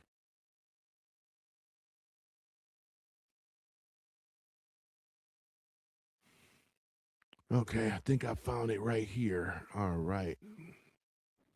All right. So this is it right here, gentlemen. All right. So I think I found it. I think I found it. All right. Let's go ahead and remove that. And let's go ahead on and get image. All right. I think I found it. There it is. So here it is right here, gentlemen. So these are the tariff schedules. Some of them have definitely been in effect. Canada has to pay 25% as of January the 1st, 2025. Mexico had to pay $20 as of January the 2nd, 2025. It's a beautiful thing, isn't it? You know, Mexico again, 20%, January the 9th, 2025. China pays 20% January the 9th, 2025. Uh, Germany, 40% January the 14th, 2025. Japan, 45% March the 15th, 2025. Jalina is 45% as well, March 15th, 2025. Albina, 35% January the 6th, 2025. Albina again, 25% March the 15th, 2025. Confry is 25% March 2025, you know. So you guys can see these countries here that I've been reading, right? This is the money that is coming in to America as we speak since January the 1st. Howard says Trump is playing hard on Canada. Alberta has big secessions movement going on and may consider joining the union. Yeah, I heard about that too. I did actually cover that because because the people over there, because like Alberta, Saskatchewan, those type of places, Manitoba, they're more conservative out there. You know what I'm saying? Way more conservative. So they're trying to break away. If anything, they really want their own sovereignty or join on to America. Um, yeah, um, yeah, we have Omega in the house. There, Omega finally showed up. I know you're out there driving that truck. You get the horn, Omega. There's Omega right there. Just got here. So, opinion of Dan Bongino. Yeah, I heard a little something about it though. I did he was he supposed to did he leave his position? I heard, is that actually a thing? I saw the highlights. I didn't actually read it. Did he leave his position, Omega? Dan Bongino? Yeah. Well, other than that, these tariffs, ladies and gentlemen, this is what's fueling America once again. Look at what Germany happened to pay and stuff like that. China paying again. Mexico is paying again, you know. Canada been ripping us off for a long time, man. Now it's we got to pay up. Howard says to Omega, my read on Bongino is he's seen the beast and wants no part of it. Resigning as of January. I think what it is. Let me tell you because I think that's what he was talking about. I did read a little bit about it, but this is what I'm going to say. Because Dan Bongino, y'all remember when I used to watch his show, right? Dan Bongino was making over $1 million doing what he was doing, right? I think what he's doing now, Patriot, as well, pressure from his wife. It's easy to get more money, but to get less money, spending countless hours doing what he's doing, trying to save the country, got a family and all that. I think that is the reason, in my opinion, as to why Dan Bongino decided to step down. I think that it has a lot to do with the missus, the family, and things, because like I said, you looked at his show, he was worth over $1 million. If I were to pull it up, Dan Bongino at one time he wasn't the top, but he was up there though, man. He was up in the top 10 and easy. At least he stepped up. Yeah, he did. He stepped up. And it ain't like I hate him for leaving. I understand though. See, if it was just him instead of a wife and kids and all the rest of the stuff and expenditures, you know what I'm saying? Because I've heard from the grapevine that she's been complaining about that type of stuff. They're not living the lifestyle that she's used to. If it was just him, then he can probably still be able to make it. But it's tough, man. It's tough. So I think that's what it is, though. So yeah. Did y'all see all the white hats that was being worn in the Oval Office? You see the symbology with those white hats? The white hats mean the good guys. They're letting the deep state know, hey, us white hats are in control here. All of them that was wearing those white hats, happy wife, happy life. Yeah, that's what I hear, Howard, man. It's tough, man. It's tough, man. You got a wife and family, man, making over $1 million. Then you got to step down. And then not only that, Dan Bongino ain't spending much time. Dan Bongino working a lot of hours, countless, right? Investigations and all that.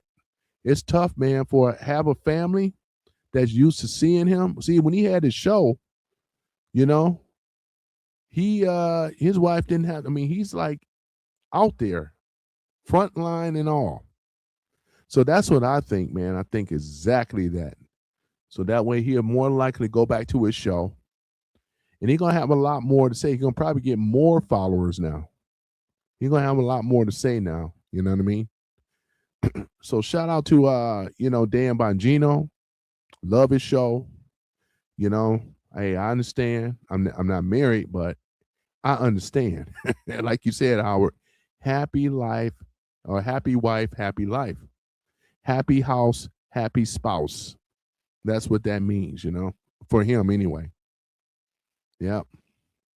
That's exactly what it is. So, but yeah, though, yeah, Omega man. So we've been talking about it, talked a little bit about what's going on in the ground news. We're talking about the future shock, what's coming in 2026 with Trump in America. Talked about that, We talked about some things. We talked about the economy, right? And not only that, we talked about the economy and stuff like that. We talked about immigration, right? We talked about foreign policies, and things like that. Trying to think of what else we talked about. Foreign policies, domestically as well as foreign. We talked, as I mentioned, immigration. And then we also talked about the energy producing stuff, we talked about. So these are things we actually talked about in the beginning. Yep. So, yep. Talked a little bit about, yeah. But, yeah, those are the things that we actually talked about, Omega. Yep. Resigning in January. At least he stepped up. Happy wife, happy life. Yeah, that's so true. Yep, that is so true, man. So, yeah, so once again, I got to say, we got to do the shout out again. Shout out to Dan Bongino for stepping up, trying to save America, Yeah. Howard says, I got to pop smoke. Okay, I got to pop a smoke, but I'll get Rumble going and I'll see you there. Peace, brother. Peace to you, Howard, man. Man, I appreciate you, man. You've been coming on, and I'm gonna try to keep this schedule. Shout out to Howard again, for showing up and things like that. Yeah, you got moderator status and stuff. I don't think that we'll have any problems with bots and all that coming in here, but just in case, you'll be ready to go.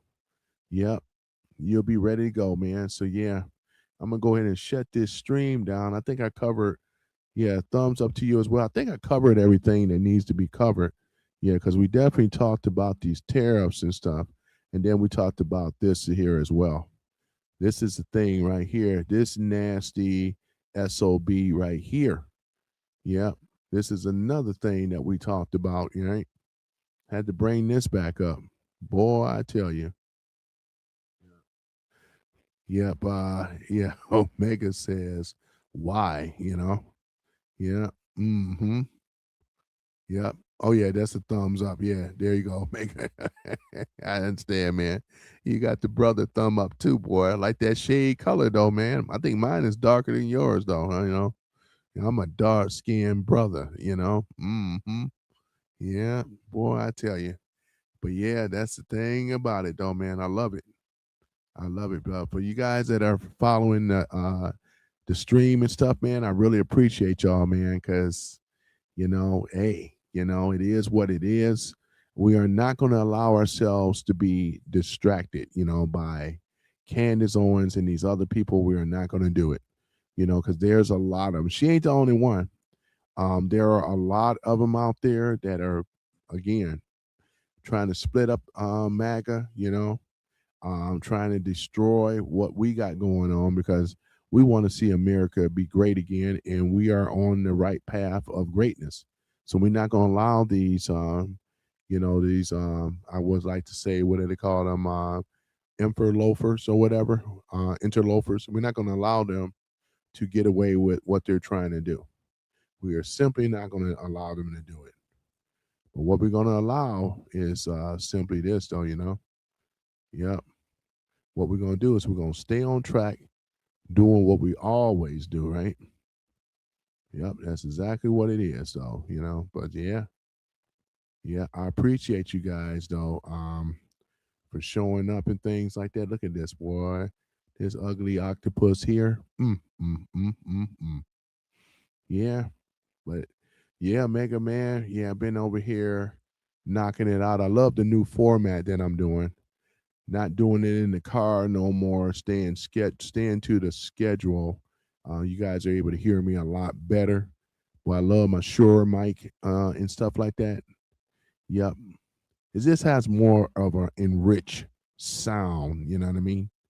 Yep, and things like that. So yeah, my blue snowflake one wasn't bad either. It's not a bad mic, but the Shure mic for podcasting and stuff and doing lives, this is what it is. XLR, jack in and stuff like that. So I do have a Rode Pod mic too, but I like the sound on the Shure a lot better.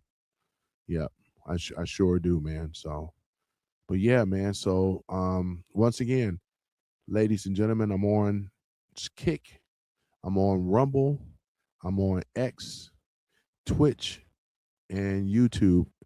Yeah, I'm not for sure about Twitch, man. I heard they're in trouble too, man. I don't know if that's rumored, but it's a hard stream to, that and Kick is a hard stream to get off the ground. It's going to take some time. I do get people on there every now and then, 1 or 2 viewers, which is about expected and things. But yeah, but yeah, Omega. But Rumble, I'm seeing more and more visibility on Rumble though. And once again, I appreciate you guys on Rumble that's watching me and stuff. So yeah, I really do. X, I don't have no viewers on there. X, I got to do some stuff on X, man. To really, you know what I'm saying? I got to start getting on X. I got to start posting more on X to try to drive content on there. But it's going to pick up in time. It's not doom and gloom. It's just how the algorithm is, Let me see here. Mega says, investigation for Hassan Piker, Twitch. Investigation for Hassan Piker, Twitch. Is that a channel or something? Or somebody named Hassan Piker is in trouble on Twitch? I'm not even hip, Omega. I'm not even up on that, man. I'm not even up on that, man. Mm-hmm. Wait, let me do this. I'm gonna do this. I'm gonna invite. Can you talk, Omega, or are you driving? Let me ask you first before I send the invite out.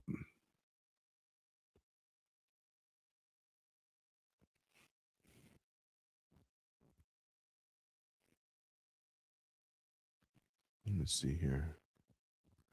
Go ahead and copy this. Okay, cool. All right, so I'm gonna go ahead and drop the link. Hold on for a minute. What the? I'm in the wrong thing. Sorry about that. Silly me. There we go. All right, there it is.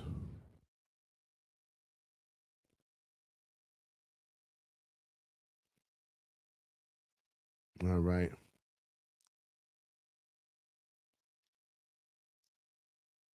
Hey, when you come up on the before I put you up on the stage, I'm gonna do a restroom break again, and stuff like that, and then I'm gonna bring you up. So yeah, so when you join in, I'm gonna be there, but give me one here. I see you right there, Omega. Let me. I'm gonna do a restroom break first, and then I'm gonna bring you.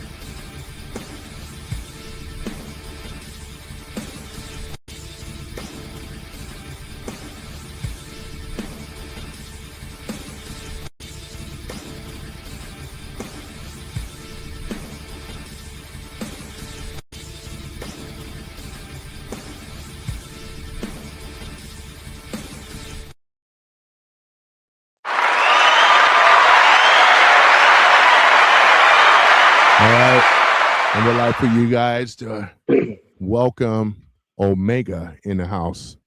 There we go, Omega. Yo, Yep, yep. How you doing, sir? I'm all right. Now, what I was actually talking about was okay. You know Cenk Uygur, right? Or as I like to call him, Chunk Yogurt. You know the owner and chief correspondent for the Young Turks. Well, he has a nephew named Hassan Piker, Okay, basically an anchor baby. right. Yeah, his parents are from Turkey. He was born in New Jersey, lived in New Jersey for the first year of his life. Then they all went back to Turkey, where he ended up living a Turkish life, and then later coming to the United States and working for his uncle, Cenk Uygur. Mm-hmm. Now, that being the case, um, he has made numerous um, calls of violence, but he likes to use the caveat, but in a video game, uh, as a means to obfuscate his, his quote unquote calls for violence because he knows that legally speaking, he can be arraigned for that. Another thing he has said was that America deserves 9/11. Another thing he has said, he had criticized. Now, I can understand criticizing Dan Crenshaw because, yeah, well, I call him Eye Patch McCain myself. However, the fact of the matter is that they said, yeah, well, he was eye raped by brave Taliban warriors. In fact, he even had Taliban. I think it was either a Taliban or a Houthi rebel or something like that that he interviewed on Twitch and called him. Was like, oh yeah, well these guys are just like Luffy on some anime called what the heck is it called again? Oh yeah, One Piece. Right. So this guy goes around praising terrorists, Mm-hmm. interviewing terrorists, saying that the United States had deserved 9/11. He's saying all kinds of anti-American stuff. So um, Twitch has a habit of excuse me. Twitch has a habit of what's that called again? It why am I forgetting what it's called? They have a habit of nebulous. That's it. They have a habit of nebulous terms of service and selective enforcement of it. So the thing is that in their terms of service, it does state that if you make calls of violence or praise any type of terroristic, whatever the case may be, that you should have your account banned or suspended or however the case may be. Problem is, he hasn't had as much as a slap on the wrist. So now the DOJ is doing an investigation on Twitch. And basically, when that investigation started, Hassan Piker ended up saying something out of the way, and he ended up getting banned for like maybe 2 or 3 days, just to look good under the investigation. But they're still investigating. Oh wow. So that's what's going on with Twitch. Mm-hmm. Right, right. That's what's going on with Switch. I wasn't even aware of that. No. Yeah, No. most people aren't. Oh wow. Okay. Wow. Yeah. I mean, man, this escalated violence, calling for the threat of violence. Aren't they a Muslim or something? The Turks, Turkish. I mean, Turkey is an Islamic secular state. So, in Okay. other words, okay, give you a good example of what that means. The United States is a Christian secular state. So, in other words, religion does not hold uh, policy Presidents. primacy, Yeah. huh?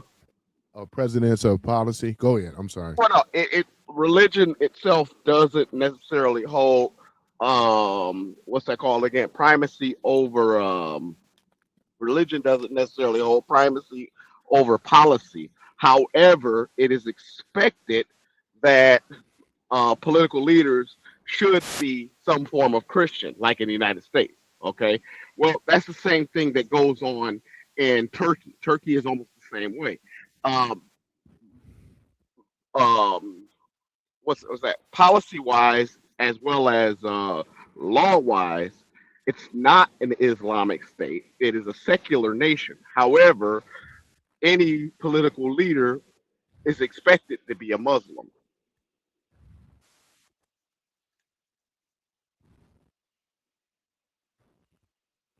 Are you there?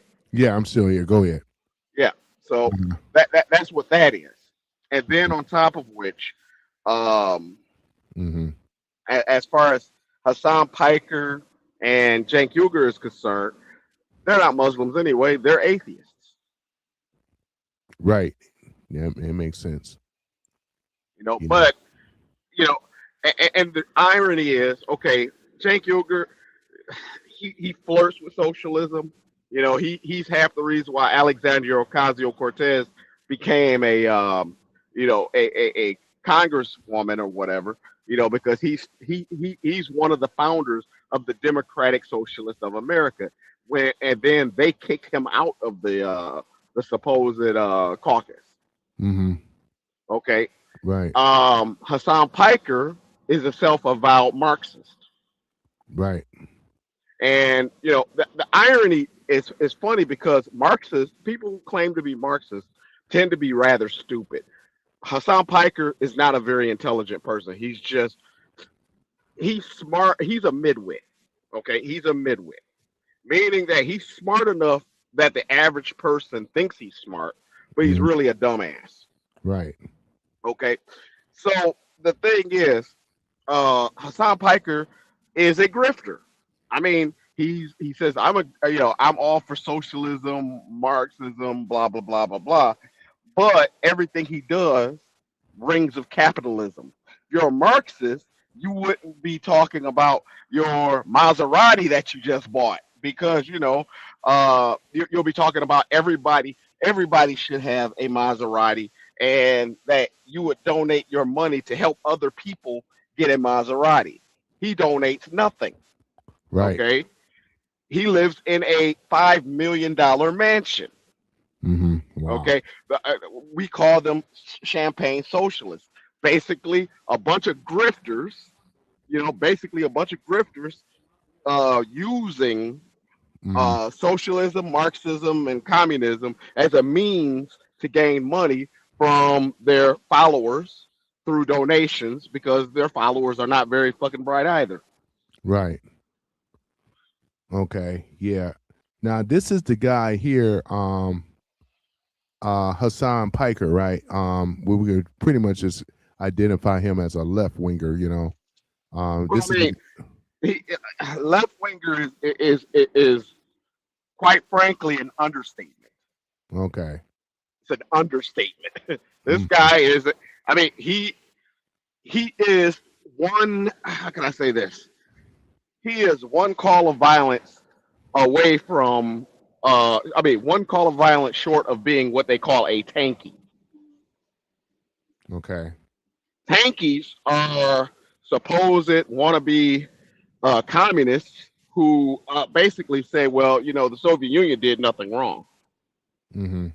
Right. Yeah, because I know his. If I remember him, isn't he the guy that basically stand for pro Palestine and Yes, okay, and he talked about the yes, universal health care. yep. And he That's also what was said that pushed. all now, mind you, I'm Israel neutral, right?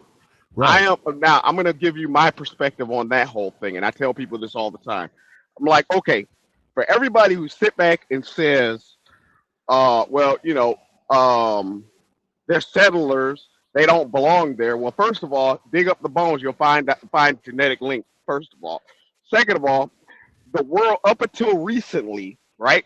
Up until maybe the last 50, 60 years, okay, the the human condition and the human history dictates that quote unquote might is right. So in other words, force doctrine. Yep. Okay, Yep. if you have the means of force to take land and means to defend it, then therefore it is yours. Yeah. Okay. So the thing is that they want to go into this soft New Age crap, saying, well, the Palestinians were originally there. That's BS. Also, they're Arabs. They're not even the real Palestinians. The real Palestinians were closer to Greek than Arab. Those are Arabs. Right. Right. You Right. know, the, You the know, original yeah. Palecit, the original Palecit, the Right. original Philistines. Yeah. That's where the word Palestinian come from. It's from the Philistines. Philistines from the Bible. Exactly. Yeah. Right, You're and the absolutely right. Philistines were from Minoa. Minoa is an island off the coast of Greece. They're Right. Minoans. Mm-hmm. Right. In fact, you dig up the original Palestinian bones, you'll find a lot of Greek DNA, Mm-hmm. Right. not Arab. Mm-hmm. Yeah. So the thing is that the Arabs are settlers. But going back to Hassan Piker, he says, well, all of the settlers are he what did he how did he put it? The settlers were all are all enemy combatants, and all enemy combatants can are targets, right? Right. And then what's his name again? H3H3, Ethan Klein. He's Jewish, and his wife, he's a Jewish Marxist, and his wife served in the IDF. Okay, he Mm-hmm. basically said, "Well, I don't think babies are what you call." He even said, "Even the babies." That's what Hassan Piker said. He said, "Even the babies, they're settlers too, and they're equal targets as well." Right. So Hassan Piker, I'm gonna be honest with you. If you look up look in the dictionary for the term scumbag, his picture is among a myriad of others under the Mm-hmm. definition. Right. Exactly. Yeah, he's a scumbag. Mm-hmm. Mm-hmm. Right. Wow. Yeah. Yeah. But about that, okay, so with the Ottoman period, right? When we talk Okay, about the Islamic conquest, we talk about the Crusades, we talk about the Ottoman Empire, was it 1516 to 1918? Where we got, was it Syria? Was it Jerusalem? I think Arab population, Muslim, uh Palestine, I think that is too, but I know they Johnny come late, they came later. But as you were saying, so the Canaans and so forth like that. So we're talking, these are the same people that we're talking about that are considered Arabs today, right? no, no, no. In fact, the people of Canaan. I'm gonna give you. I'm gonna drop something else to you. Do you know what? Do you know what their Greek name was? Let me see here. Let me see here, and I should know this here too. I'll Uh, give you a hint. I'll give you a hint. It's a color. oh, Canaan is a color. Let me see here. Shoot. Begins with a P. Okay. Let me see here. Starts with a P. Okay, starts with a P. Let me see here. Pale is not colored, but No, let me see here. Oh boy, go ahead, bro. You got me. the Phoenicians. In I fact, should have known and, that. See, I knew it. I knew it. I would the have. Phoenicians, the Canaanites were the Phoenicians. Okay, So we're talking about Lebanon. They're Phoenician, Lebanese, right? Lebanese, yes and no. Okay, Okay, they have Arabized. They have mixed with Arabs. Okay, right. Got you. but the Phoenicians, in fact, there are no you'll be hard pressed to find a pure blooded Phoenician. Okay, because even the quote unquote Jews of today, they mixed in with Europeans, and then you have some that mixed in with the Africans. That's your Limba tribe. That's also your Ethiopian Jews, as well as you have the I think it's called the I think it's called the Ben Ben Ben Chi. I think it is Ben Chi tribe that is basically mixed in with Chinese people. So you actually have Chinese Jews in southwest China. Okay. Yeah, a lot of people don't know that. So that being the case, you'll be hard pressed to find a pure blooded Phoenician. Okay, because you got to remember the last empire of the Phoenicians, right? Because the Phoenicians had about three empires, if I remember correctly. The most well known was their last one, and that was Carthage or Carthaga. Okay.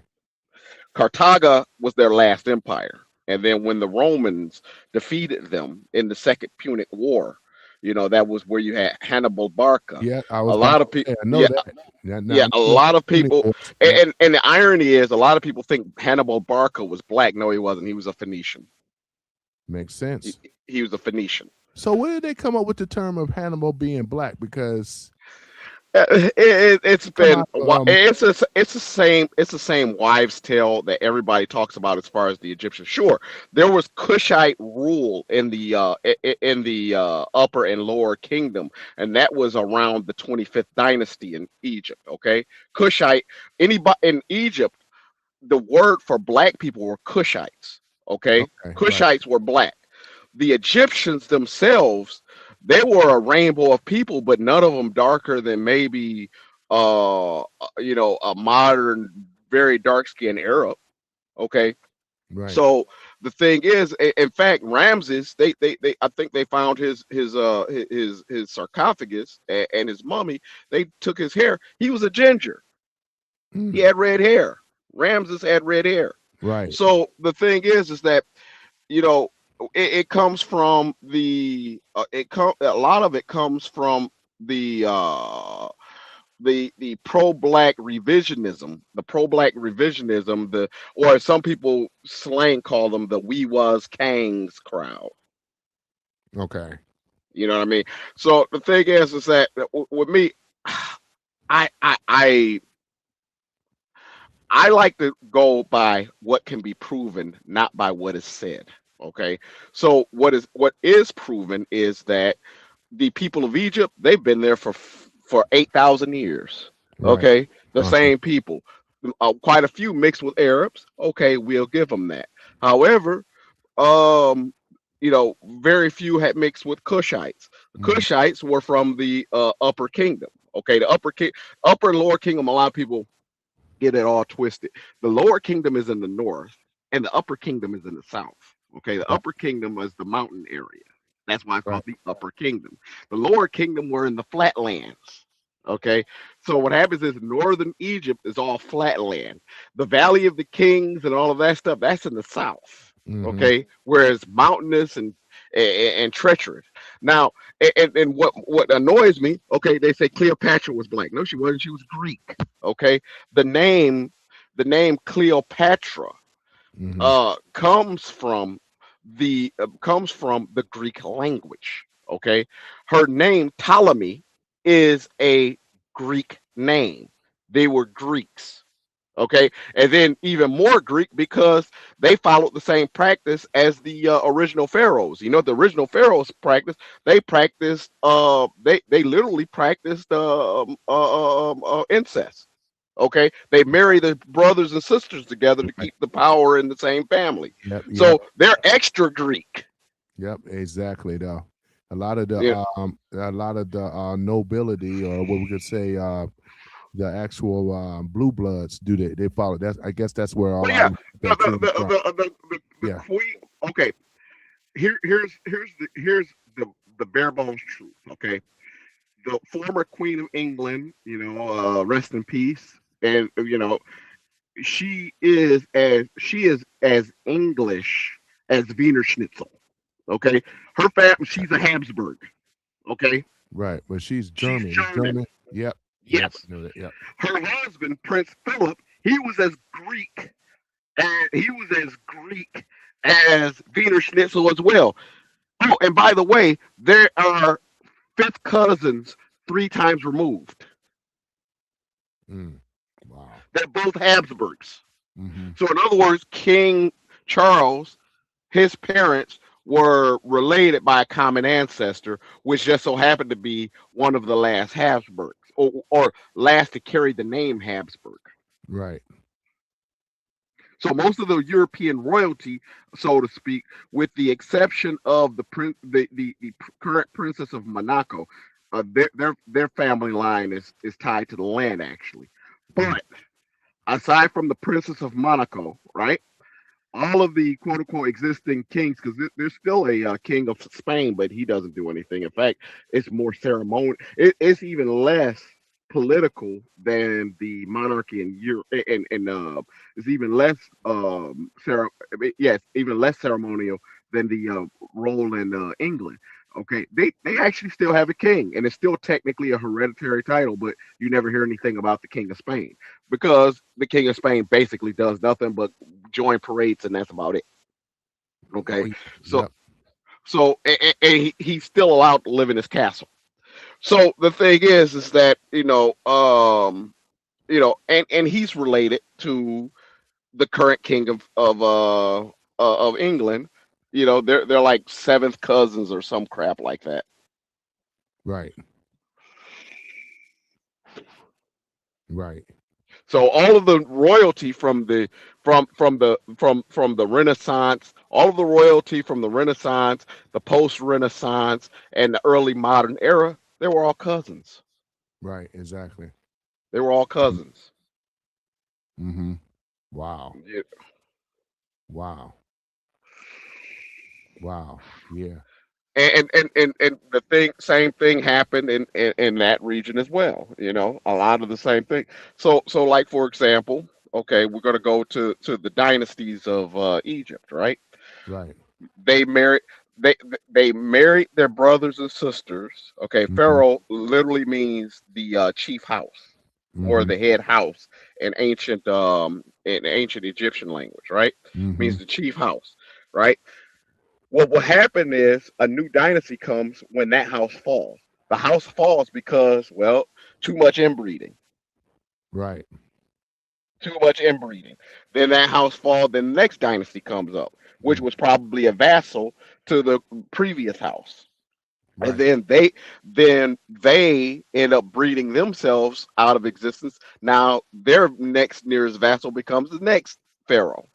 Mm-hmm. Right. So the thing is, most dynasties may last what 4 generations at most. Okay. 4 generations at most. Mm-hmm. So that being said, uh, you know, the vast majority of the Egyptians that we know in Egypt now have been tied to that land for at least 8,000 years.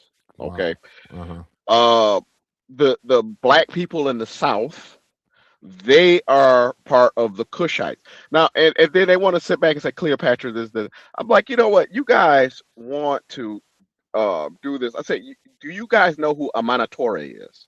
And they were like, what the heck is that? I said, oh, Amanatore, the warrior queen of the Kush, of the people of Kush, who actually defeated 2 Roman legions. They beat the Romans so badly Mm-hmm. that what's his name? It wasn't Julius. It Oh, was um, it uh, wasn't Julius. he's a, It was was he a Caesar? well Kaiser. Kaiser. Kaiser is actually what Caesar is a bastardization. The actual name is Kaiser. Okay, C Mm. always makes a k sound in Latin. I speak Okay. Latin. C Okay. always make it only makes the s sound or the ch sound because of Kaiser. Italian. Okay. Gotcha. So that's where the German name Kaiser comes from. It's from Latin. I thought it was always German with Kaiser, but Nope. interesting. Yeah, Huh. because well, the Kaiser came from the first Kaiser. The first Kaiser was Charlemagne the Great. Okay, Right. Charlemagne the Great was ordained emperor of the Holy Roman Empire by I forgot which pope it was, but this was right at the beginning of the Renaissance. Okay, right at the beginning of the Renaissance, or right near the end of the medieval period. Right, so Charlemagne was given imperial primacy during during the Reformation of the Vatican, basically. Right. Right.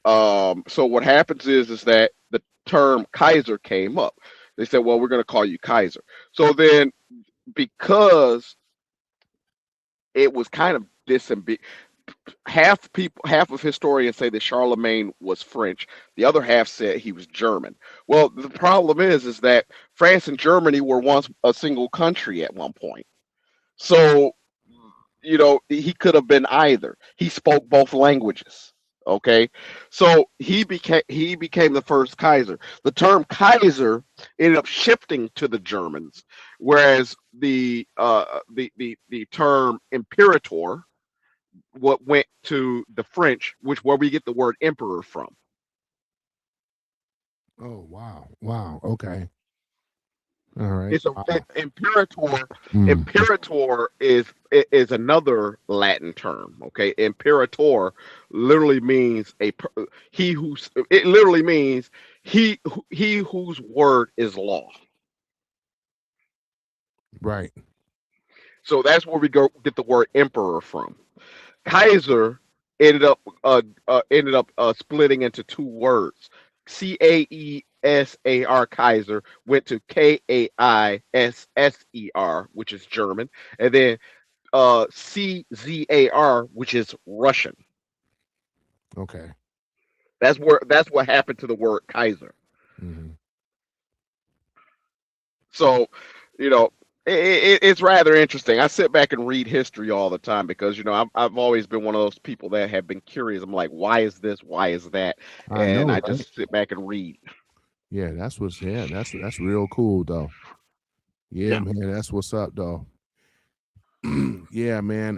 Like you just got on, man. I'm gonna go and I gotta get back on the road, man. But yeah, I yeah, wanted to and I'm bring you up and stuff. And I think what we'll do one day is I just pulled up this thing as you can see on ancient Egypt, the history and mythology and stuff like that. I see Ra, the sun god, and all the rest of this stuff. But yeah, it'd yeah. be interesting one day that we had to talk Well, about some of this I'm stuff. I'm gonna tell you like this. Give you another one, right? Right. Hmm. Here's something you can look up. The earliest known case of monotheism was the religion of Aten. That was an Egyptian, Aten. In fact, the the first priest of that was also the pharaoh Akhenaten. Yep, I heard of that. Yeah. Yeah, Akhenaten. And what happens is that that was the first case. In fact, a lot of people speculate that Judaism became monotheistic because of Aten religion. Because um, well, it's a combination of things. First of all, you can go back into because you got to remember the Semitic people. They're not originally from the Levant. They're actually more inland, right? The Semitic people are the descendants of the Okay. Akkadians and the Samaritans. I Hmm. mean Sumerians, not Samaritans, Sumerians. So you're talking about Mesopotamia, all the way in Iran, right? And they wandered all the way down to the southwest into what we now know as the Palestinian region, i.e., Israel, blah blah blah, right? Right. So the thing is, um, that language they later became the Phoenicians. Well, you have to remember the ancient Samaritan religion, right? They actually had a pantheon of different types of gods. One curious god that they have was the one that was called Yah. Okay, the god Yah, you with a heavy H at the end. Yah, Yeah. Yeah. right? Yeah. Yeah. So what happens is that was a fire god. Okay. Hmm. The thing is that the name Yah evolved to Yahoo. Okay. Yahoo evolved to three different names, and these three names will sound familiar: Yahuwah, Yahweh, Yahweh. Oh wow. So, in other words, the quote unquote God of Israel was once a a minor fire god of the and mind you, I'm Messianic Jew myself, but I find this to be some interesting history. You know, Judaism itself, Judaism itself, Christianity has some of the telltale marks of it, right? Hmm. Um, Started off as a part of a cult of a polytheistic religion where they signified only the fire god, and all of the other gods didn't matter. Mm-hmm. Okay, so Right. the fire god only mattered. So what happens is that it makes sense considering if you really pour into the Bible, what is the one thing that symbolizes God more than anything else?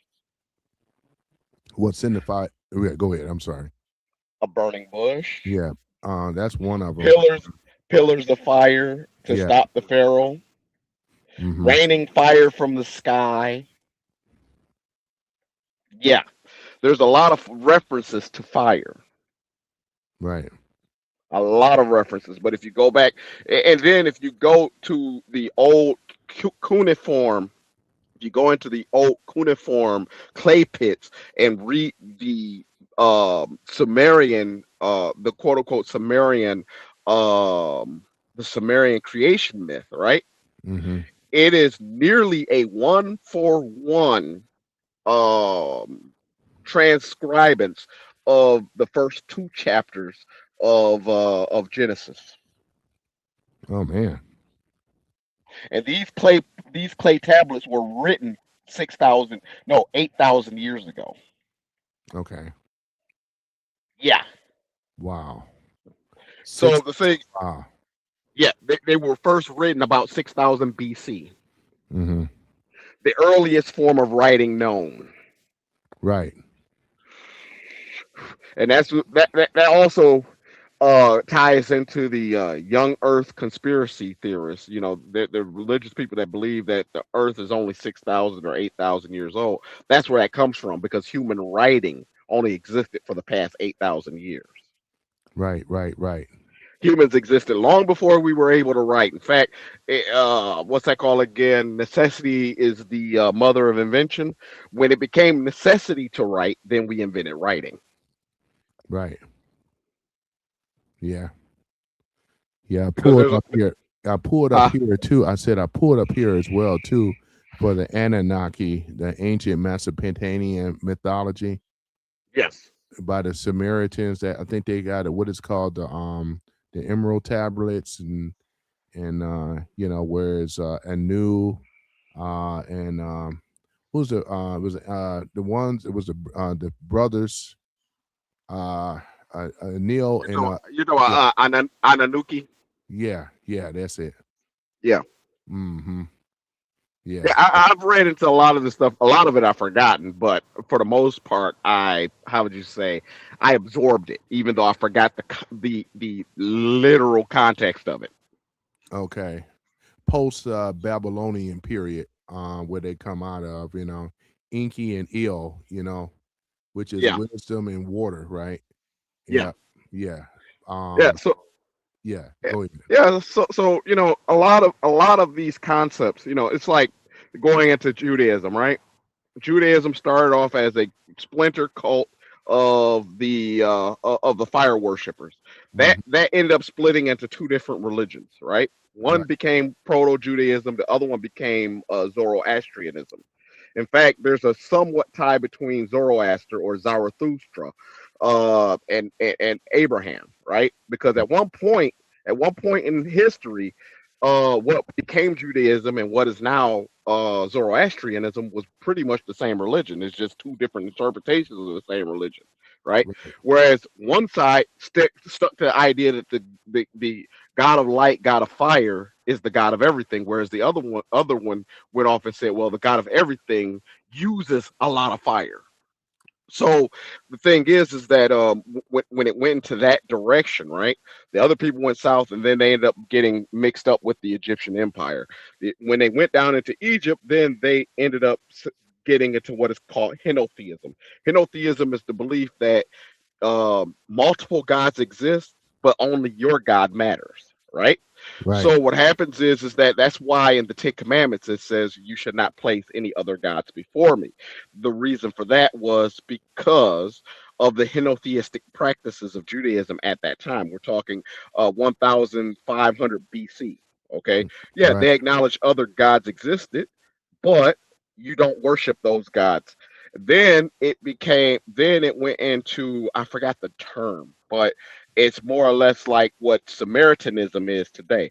Samaritanism today basically works like this.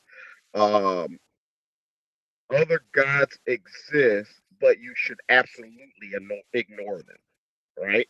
Right. Monotheism, however, posits that those are not other gods; those are demons. So Hmm. that's where, like for example, you have Baal Zebub, right? Baal Zebub. Yep. That sounds familiar, right? It Beelzebub. does. Yep. Yeah. When I say the name Beelzebub, what comes to mind? Satan. Okay, that's monotheism. That is the heuristic bias of monotheism. Okay. Okay, if you go into the ancient religions, Baal Zebub, right, Hmm. is it literally means Lord of the Flies. It was basically a storm demon, not demon, storm god of the ancient desert people. In fact, the god of Jerusalem had his own name for outsiders. Outsiders called him Baal Yahu. Baal just means Lord. Right. Okay, that's what it means. It just means Lord. That's Aramaic. Okay. Okay, Baal or Baal in the Bible, but Baal is how it's pronounced. Baal, Ba, and then El. Ba, the portion just stands for a master. El is like saying a god or deity. So master deity, Hmm. okay, or Lord. Right. Right. Baal. So the thing is that Baal, the Bible obfuscates this fact by saying that when I think it was Isaiah, he had a religious smackdown with the followers of Baal. Well, the problem is that they all didn't follow the same Baal. The ones that he was going up against, his religious smackdown with them. Um, One was a follower of Baal Zebub. The other one was Baal Bahumut, right, Hmm. or Baal Laviat, you know, or Leviathan. Right. So the thing is that they didn't follow a single god; they followed multiple gods. It's just that he ended up beating them in this religious smackdown, so to speak, and basically killed the priests and what have you. So the thing is that over time, what really turned Judaism into a monotheistic belief and separated it from Samaritanism, because Samaritanism is basically Judaism. Is a throwback to Judaism. That's why Jesus so much praised the Samaritans. The Samaritans basically have the same Torah as the Jews, the first five books, but every everything past the first five books is all Judaism, and Samaritanism basically doesn't even recognize the Kivatum, the Nivium, or any of the other parts. The other parts of the Old Testament that that was added beyond the books of Moses. Right? Right. The Samaritans only hold the books of Moses. Okay, Right. so that being the case, what happened was the Babylonian exile. Babylonian exile traumatized the Jews to a degree, to the point to where they basically were like, well, yeah, we used to say that you guys worship different gods, and we acknowledge your gods, but at the same time, we'll just stick to our own. No, no, no. Your gods are not gods; they're all demons. Right. But let's borrow a concept from you called let's borrow this one interesting concept from you guys called the what's that called again? Well, originally they used to call them the demigods, right? But we're going Hmm. to borrow this other concept from you that you Babylonians call the malach, right? Hmm. Malach. Well, we call them angels. So, in other words, originally the angels were just demigods, minor gods that basically worked for the main god. So, in other words, it was it was a splinter off from a polytheistic religion that became henotheistic, that had polytheistic undertones, which the angels were regarded as minor gods. But because of the fact that we also preach that you should hold no other gods beside God. We have to come up with a new concept to diminish these other entities and not call them gods. So we're going to use the term malach, which just is where we get the word. I forgot where we get the word angel from, but Right. But the equivalent to malach is angel. Okay. Yeah, these are. I, I'm gonna tell you like this. A lot of ministers hate debating me because when they start looking up everything I'm talking about, they'll find out that yeah, there's a lot of evidence for what I'm talking about. Wow, man. Yeah, I know what you're saying though too. Yeah, as you have the Book of Enoch as well too.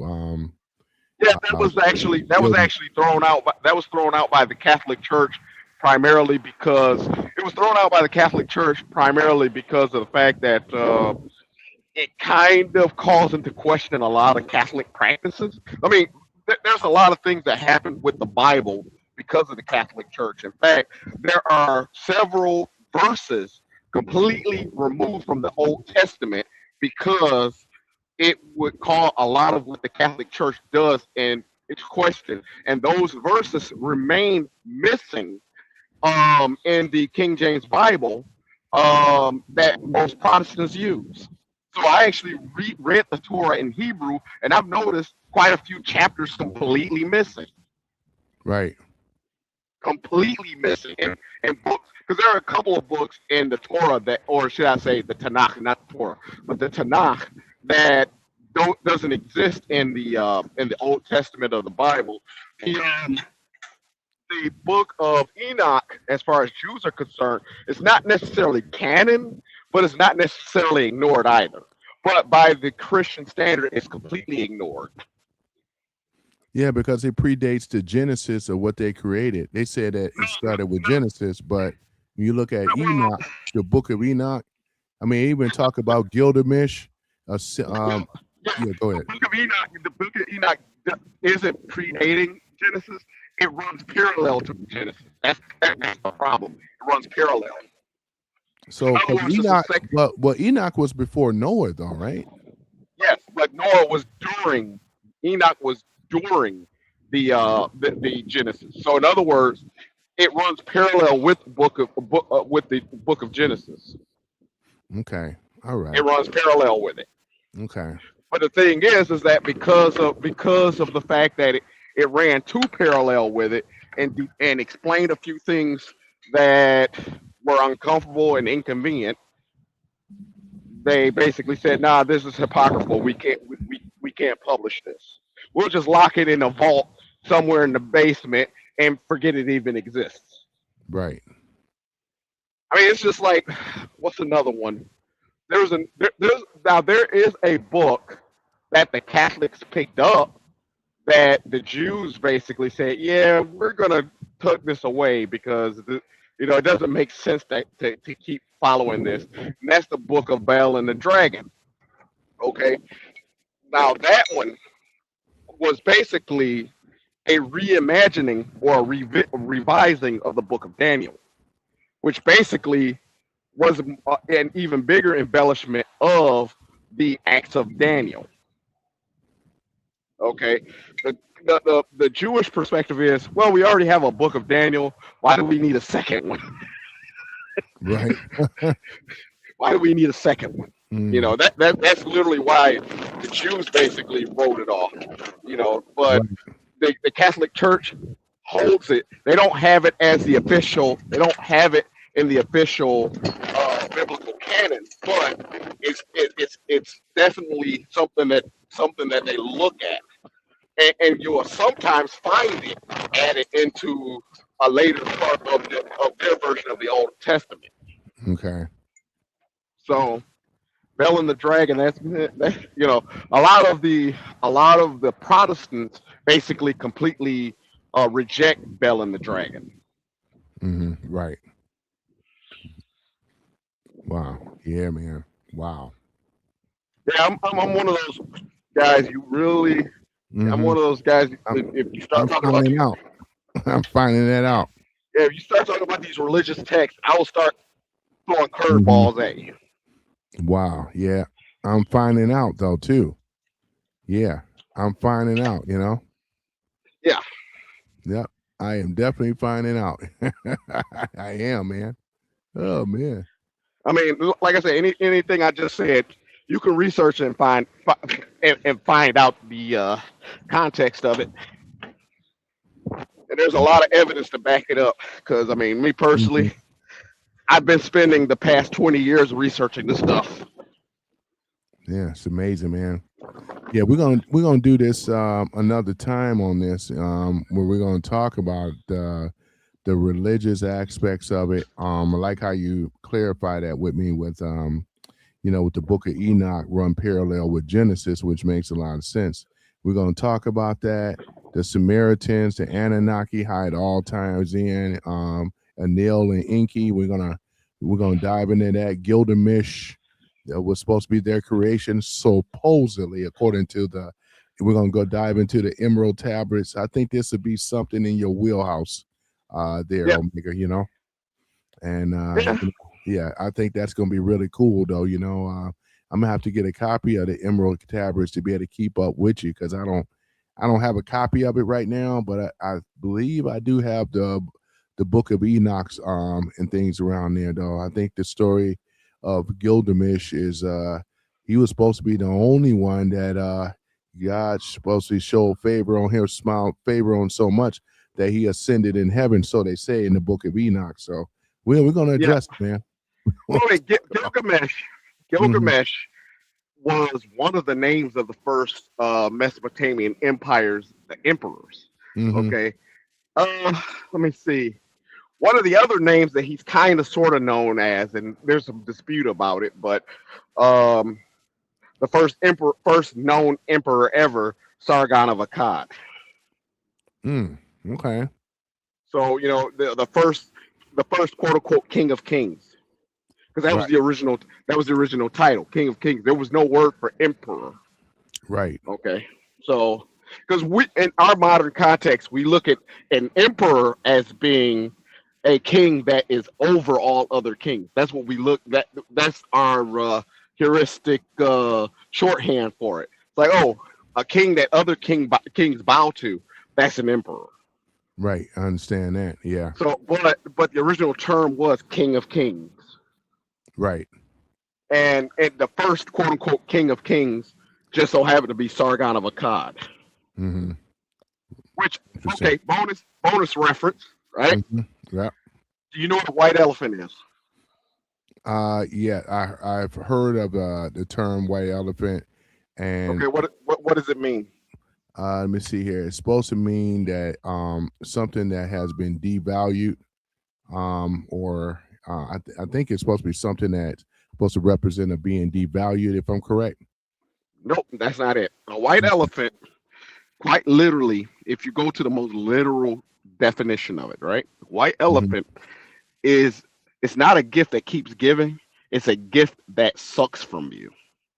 Okay. Yeah. No What devalue. happened was what happened was Sargon of Akkad he was the emperor, the king of kings, right? He had a royal court. And what happened was is that they will give him an offering. He will give them a gift later for a as penance for the offering, right? Right. Well, one king decided to basically give him something that was substandard, and then claiming that it was his best to offer. Sargon basically decided, well, you know what? And he realized it was paltry. He sat there. He was like, "Well, I tell you what, I'm going to give you the best gift ever." Right? What he Right. did was he gave him a white elephant.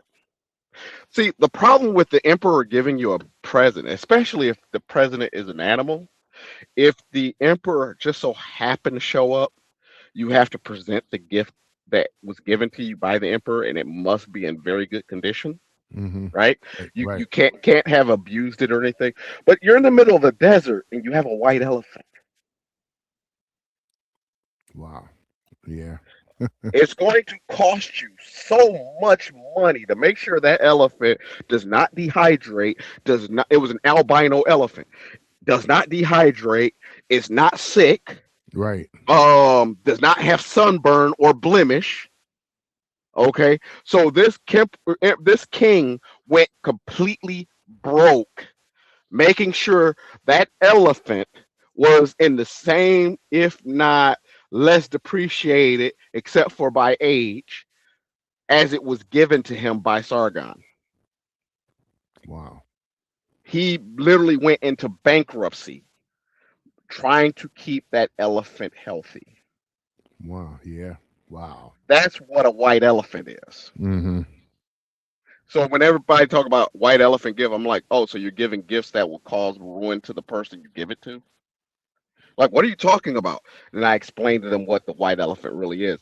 It's a gift that will cause ruin to the person you give it to.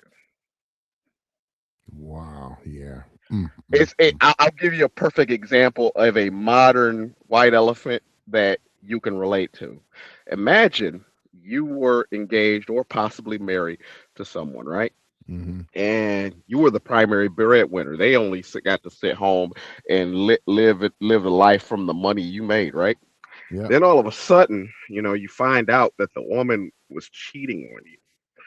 So what happens is that, well, let's make it lighter. You weren't really married, but you were in a common law situation. So now that being the case, you decided, well, I don't want any part of you anymore. In fact, I so much do not want any part of you that I made it so that I can justifiably create legal clauses that will take my name off of all of the finances under the house and let you have the house, the car, even the parrot that you guys mutually bought from the pet store. You can have it all. I just don't have my name on it. Oh, and by the way, you need to get a job in order to maintain all of this. Mm-hmm.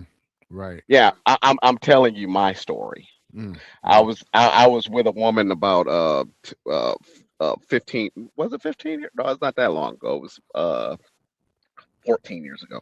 The woman of 14 years ago, and I caught her in the act of cheating on me. So I calmly just grabbed my gun. She thought I was going to murder her. No, I'm not that kind of guy. Right. My guns are just important to me. So I took my guns with me.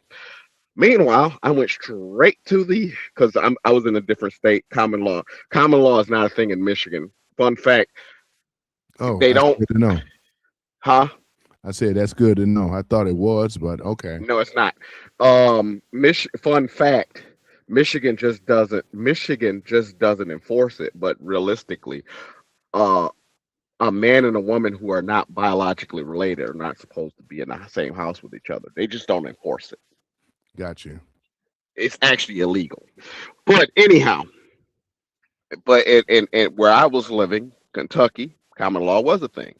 So I decided, I ended up talking with a lawyer. Lawyer, while she was trying to create a narrative, while she was trying to create a narrative, I was the one who was basically talking to lawyers.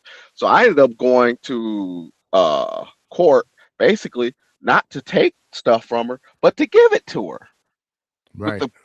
the clause that my name is taken off of it. Oh, the car that we got together, you can have it. You can have it. Take Mm, my name off. Take my name off the note though. The house. Oh, you can have the house too. Take my name off the note. The right. bills here, the utilities, everything else, your name only. Right. Took my name off of the shared credit card. Took my name off the joint account after I took my money out of it. Mm-hmm. Right. Meanwhile, she had to quit. She had to quit. She had to quit medical school, and then had to what was it? Yeah, she had to quit medical school, then had to um get a job, but nobody wanted to hire her except for working at a diner. She could never make enough tips to pay for anything. She lost everything. Right. Mm, mm, mm. That's Yeah. that's a white elephant. That's a white elephant. Makes a lot of sense. Yeah, and I know I've heard of the term because my mother used to use it, but it's a term that I don't use very often anymore. But I'm gonna Yeah. go ahead on and I'm gonna go ahead and I'm sorry stop for you. holding you up. No, you good, man. I wanted you up. because you always bring a wealth of knowledge and things like that. And I wanted to tell the people once again that have joined us and things like that. I appreciate you guys for listening to some random guy. I have with me here Omega. There's Yep. all bringing the facts, the fun facts and stuff. We were talking earlier about the future shock, what's to come in 2026 with Trump in America, ladies and gentlemen. So yeah, so we at the hour right now, almost 3 hours. So yeah, so Omega, you have anything to say before I shut the stream down? Oh, not really. We could save it. Personally, I think we could probably do something this weekend. Okay, that sounds really good. All right, so yeah, we'll go ahead and do that. I look forward to that. And ladies and gentlemen, I look forward to you as well joining us, because I thought this was a nice little break from, besides talking about politics. We talk about, from Mesopotamia, the Cushites, which is the ancient Egyptians and so forth. So yeah, so a beautiful thing talking about it. So other than that, I think I'm gonna go ahead and shut it down. And yeah, I think that is it. Don't forget to like, comment, subscribe. You guys, you want to follow me on Rumble. That's where my home is, but I still stream on YouTube until I can get everybody over there. So yeah. So other than that, is that you have anything else, Omega? Is that it or? No, that's perfectly it for me. Okay, that sounds good, man. Man, I appreciate you, man. You have a wealth of knowledge and stuff. We're gonna have to visit the Candace Owens thing. Man. Oh man. Oh my gosh. I mean, The only thing I can say about Candace Owens, okay, and this is just coming straight from me, okay. okay. Um, I wasn't always skeptical about her. Okay. Okay. I did give her the benefit of the doubt. Okay, yeah, she Yep. started what's it called again? Social autopsy, it was a doxing thing. Yeah, I know that. And I took her at face value, saying that, well, you know what, that was probably the stupidest thing I've done. I'm like, yeah, you think that is pretty stupid. You don't want to dox people like that. Right. But, I took it that way and everything. And then I just listen to her and everything. Now, mind you, even during her grifter phase, you know, she does occasionally come out with some things that you can actually research yourself and find out she's telling the absolute truth. Like her whole teardown of Kamala Harris. Her teardown of Kamala Harris is pretty much legit. I'm not gonna Yeah, I say like. anything bad about that one. Yep, I liked it. That. Yeah, she was Yeah, spot on that one. that she's spot on that one. However, this whole her whole beef with the Macrons and everything like that, and, it's just that's that emotional fluff grifter. I was about to say something, but that's the emotional fluff grifter crap, Right. And the thing is that I can respect the hustle, but I don't want to be hustled. Yeah, that's the thing about it. And I think she kind of dropped the ball on that saying about the Egyptian planes that was following. Well, yeah, that was gobbledygook. That's just a bunch of, what she was doing. I'm gonna tell you exactly what she was doing. She was basically fishing the people who, the most popular quote unquote conspiracy theorists and stuff like that, Yeah. and said, "Well, I have a bigger platform. I can get the people who follow this conspiracy theory on board with my other stuff, and then that would just get me more clicks and views." That's Okay. really all that was. Mm-hmm. Okay, that's all that. In her case, like I said, I can't. I have to respect the hustle. She wants the clicks and views. That's how she makes her money. She wants the clicks and views. That's fine. I'm more on the level of Tim Pool on this one, and the Tim Pool is like, okay, I can respect the hustle, but I'm gonna hustle with as close to the truth as I possibly can. If you like it, fine. If you don't, okay. Right. Right. You Exactly. know that's Tim Pool's hustle. I'm a fair weather fan of Tim Pool. I've sent you some clips from Tim Pool. Yep. Saw that. And I'm a fair weather fan. I mean, I have my gripes with him. I've even sent him super chat telling him my gripes with him, and him cursing out people, cursing out over it. Not reading my super chat, but cursing out because I said something he didn't like. Oh, yeah, I'm sure of that. I'm sure of that, though, Omega. but but at the same time too, he does read some of my super chats where he actually agrees with me. It's like, okay, I tell you what, one of the perfect ones, the whole Charlie Kirk thing, right? The Yeah. assassination. I told them, I said, listen, I've fired enough guns, and I'm former military. I fired enough guns, and I also teach concealed pistol classes. I also am was that a shooting coach also, right? I Hmm. told them, I said, listen, I said, first of all, the shooter was aiming for his head, not his neck. Okay, Right. the ammunition that he used was old, so it lost a lot of its pressure. So basically, he didn't use the drop compensator for the scope. He was aiming dead for the head. What happens is an underpowered round being fired at a headshot, it'll land in the neck. And then the Mauser 30-06 was not a very accurate gun to begin with. It had a high minute of angle at 100 yards of about 6 inches. So 6 inch minute of angle plus 6 minute of angle plus the drop elevation lack of compensation ended up with him, instead of shooting Charlie Kirk in the head, which was probably the desired shot, hitting him in the neck. Right. Okay, I said, and even Tim Pool said that a 150-yard shot is something a 12-year-old who only has 30 minutes of prep time could hit the bullseye on, which he's absolutely correct. Hmm. 150 yards with a rifle. That's literally. I mean, for 30-06 is technically point blank range. 30-06, you're trying to tag something from about 600 yards out. Yep. Yep. In Yeah. fact, what? In fact, JFK. Okay, Yep. JFK To assassination. say. Yep. Yes, That's sir.